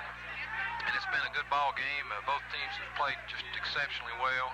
It's a shame somebody has to lose this game, but again, it goes back, I think, to the very basic point that was a good call, in my opinion. The game's going to end in a lot of controversy, no doubt, and really unwarranted, and officials have brought it all on themselves, because evidently, Neil, he was blocked out of the view. And comment back here from the radio station was telling me, said, you know, the player, when he caught it on the hop, kind of stood up and looked at the official, and he didn't get excited or anything. Then when he said touchdown, then he got excited. That's he right. knew he didn't catch it. That's exactly right. He looked at him with a hope in his eye. Hey, what are you going to do with this one? Yeah. And the official said, I'm going to give you a break. I don't know what you did, but I'm going to call it a touchdown. Yeah, he did not catch it. He just scooped it up off the ground. And I tell you what, I've sure got a lot of respect for that official that came in there and made the crucial call and the proper call, because that took some guts. Yeah, well, if he saw it, you know, there's no doubt that he saw it, or he wouldn't have made the call the way he did. Cumberland's going to be penalized here, probably. Well, you know, this game's not over, and Cumberland ought to regroup and get in there and try to force a turnover, and you know, there's still a chance. It's not over until it's over. Yeah, they've got a chance. You're right, and that's, as Yogi says, it's not over till it's over. And Cumberland is so upset now, though, Neil. They've got everybody in an uproar. The players, the fans, and everybody is just, there's no way the outcome can be any good now for Cumberland. They just, they're tore all to pieces. No, they're going to cry foul the rest of the season. You know, Chuck, in all likelihood, these teams will meet again this year in the Class A playoffs. Yep, very well could. And unfortunately, this year, we played our games last year over here. We'll have to go over there, so I'll not be making that trip. I think that was Darren. Been over there before. I think that was Darren Jones that is trying to argue that he caught that ball, but he didn't argue there first. He was hoping for a I suppose the unfortunate thing about it is that the first referee made a bad call, and you know, it's hard to be an Indian giver. Yeah, it is. It's definitely got them very upset. And, you know, Neil, the Coach Kane he may have been blocked out. He may have not seen it, and he's got to take the word of his player. You know, I don't think Coach Kane is arguing so much on the point as to whether or not he called it, but rather that it was called a touchdown, and the touchdown signal should have stood up. But that's not the way this game's played. If there's an official with a better view who sees clearly that it was an incomplete pass, and it's his duty to make that call. And again, that official did. I've got a lot of respect for him. Neil, I'd say Cumberland now are not going to be tackling players. They're going to be tackling ball. So Pikeville might ought to just lay down on it. They will not be tackling the player. They'll be going after the football. No question about it. Coach Howard is all the way in the end zone talking to fans down there. He's still upset himself. Well, he had to remove himself from the field, and that was his nearest point of exit. He can't be there. He's got to be between the 40s. That's what I thought. You know, he could very well get a penalty here. Of course, he's maybe out of the end zone is a acceptable area for him. Pinson lays down with it. That's exactly what he does. And Cumberland comes in fighting. I knew they would. Oh, they do. They're throwing fists and arms and really getting ugly. I thought that might happen. Well, I'm not surprised, but again, that's not the way this game should be played. Well, you know how that goes. You get upset and the temper gets going, and I've been hot a few times. I've been involved in those sporting events, and I believe you have too a few times. I can recall an occasion or two where I maybe lost my temper. But I always had guys like Dickie Van Hoos to calm me down. Yeah. Or talk your way out of it. That's right. Okay, Gene Pinson goes down with it again, and Another line Cumberland comes in there crazy. With a Look at this fight. Look at this one coming after that Pikeville player. Unreal. Unreal, buddy. I tell you, we got treated so bad over there. This ball game's over. We've got 22 seconds left. They're going to run out the clock, and I'll tell you what, Cumberland's not going to get any sportsmanship award. No, they won't be back to the bowl game. It's a shame to see people conduct themselves this way. They will not be back to the Pike County Bowl. No. This ball game's over, Chuck. The referees want it to run out. They don't want any more fighting, I'm sure. Yeah. I'll tell you, one of the finest high school football games I've ever seen. Pikeville wins 27-21 over Cumberland. And now we'll have the shaking of the hands. Some of the players now making their way over this way.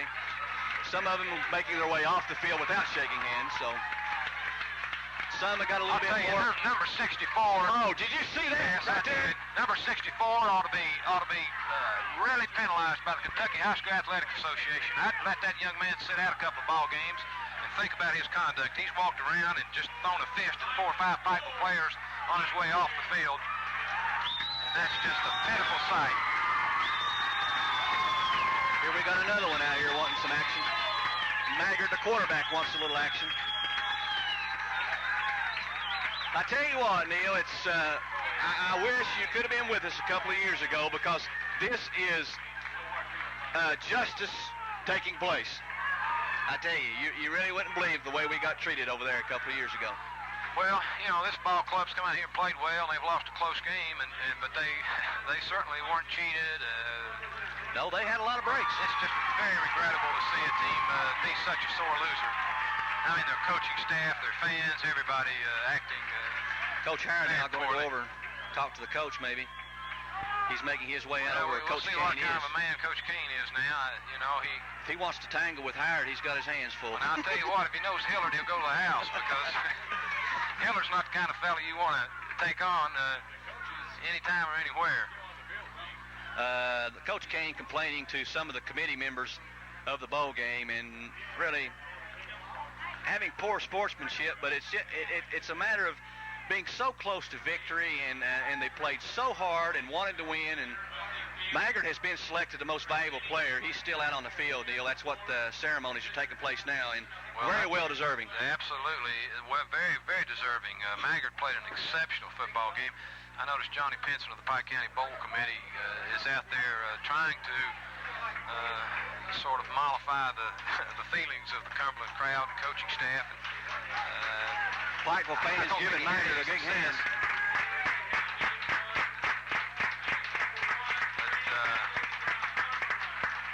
Maggard winning the Most Valuable Player Award. Very, very deserving. Had an outstanding ball game. He gets a nice round of applause from the fans from Pikeville. He is, of course, very dejected, very upset. One of the best high school football players I've seen in a long while, Chuck. Freddie Maggard just played an outstanding football game. They've just announced Pikeville as the winner of the first Pike County Bowl game. Pikeville getting the trophy.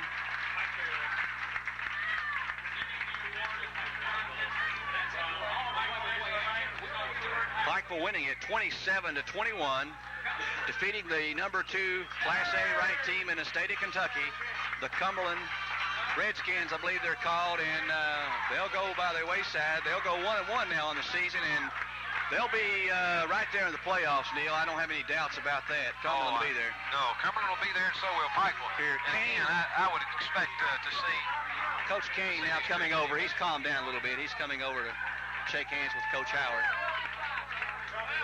He's calmed down a little bit, and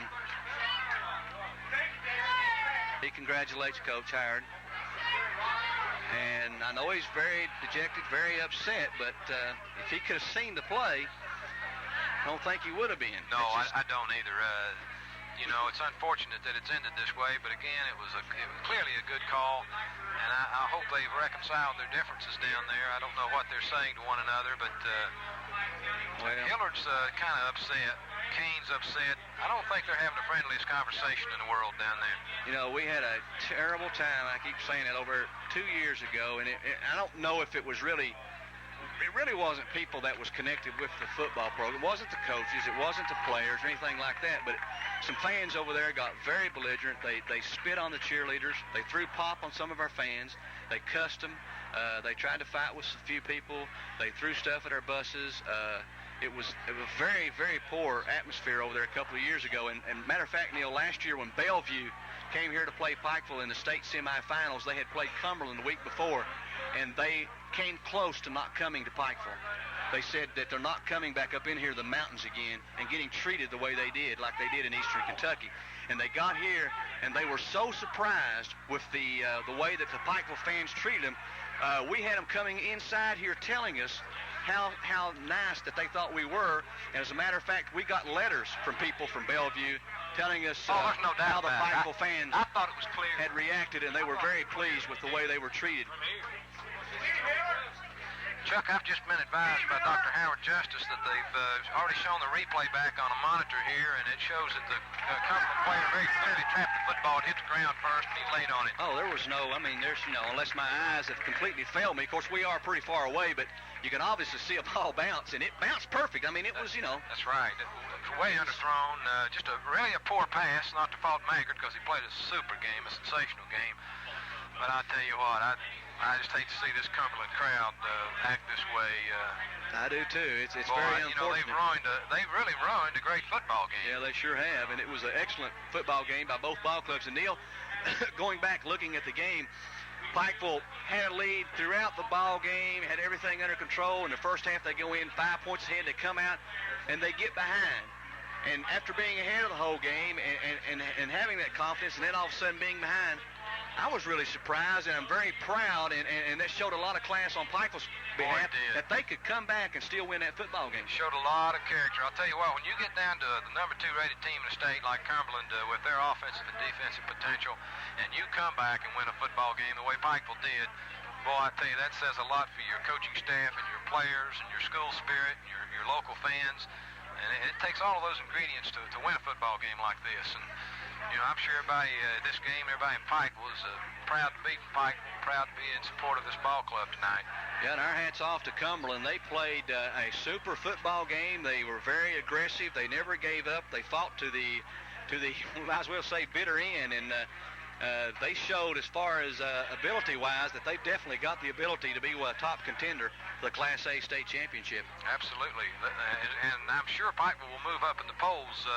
The first Lexington poll that I saw didn't have Pikeville in the top 5, and boy, I think they've shown very, very clearly tonight that they deserve to be in the top 5, and perhaps as high as number 2 or number 1 even. Pikeville's passing game in the second half, Chuck, came on to show a strong complement to an excellent running game that they had. Sure did. And we were very doubtful about that in the first half. Matter of fact, we were talking at halftime saying that, Pikeville might be in trouble because they don't seem to have any passing offense. Boy, I tell you, Gene Pinson changed that for them. Throws that ball real brisk. He can throw it harder and sharper than really Maggard can, but... Yeah. Don't you think, Chuck, that Gene seemed to have gained his confidence there in the second half? And that's why he was throwing the ball harder and, as you mentioned, more briskly and right into the receiver. And he didn't seem to have that self-doubt that he had in the first half. He seemed to mature as the game went on, and he's going to be a good one. Yes, indeed he is. Well, Pikeville wins at 27-21. Ceremonies here at halftime. They're going to crown a queen or whatever. And over to our left, Stafford might catch him later after they crown the queen. There's supposed to be some fireworks going off over the Pikeville National Bank. And, our hats off to these people. They have done a super job getting this bowl game organized. Everything has run smooth except for the last little thing. And that game was so hot and heated the whole game. It had to boil. You keep boiling and boiling and boiling. Finally, a little bit of water is going to come over the pan. That's right. And we did have a little spillage, but really a good ending for the Pikeville fans. And just, again, a super ball game. We've had a lovely evening for it. Weather's just right. And I'm sure we're going to have an excellent second game here between Belfry and Somerset. Okay, that's going to be coming up momentarily. They're going to give him about 20 minutes to warm up. And right now, Stafford can do what he wants to with the camera and let some people watch whatever. We'll try to get the crowning of the queen, whatever, if we can. And Pikeville wins it 27-21 over Cumberland. Hello? Are you off?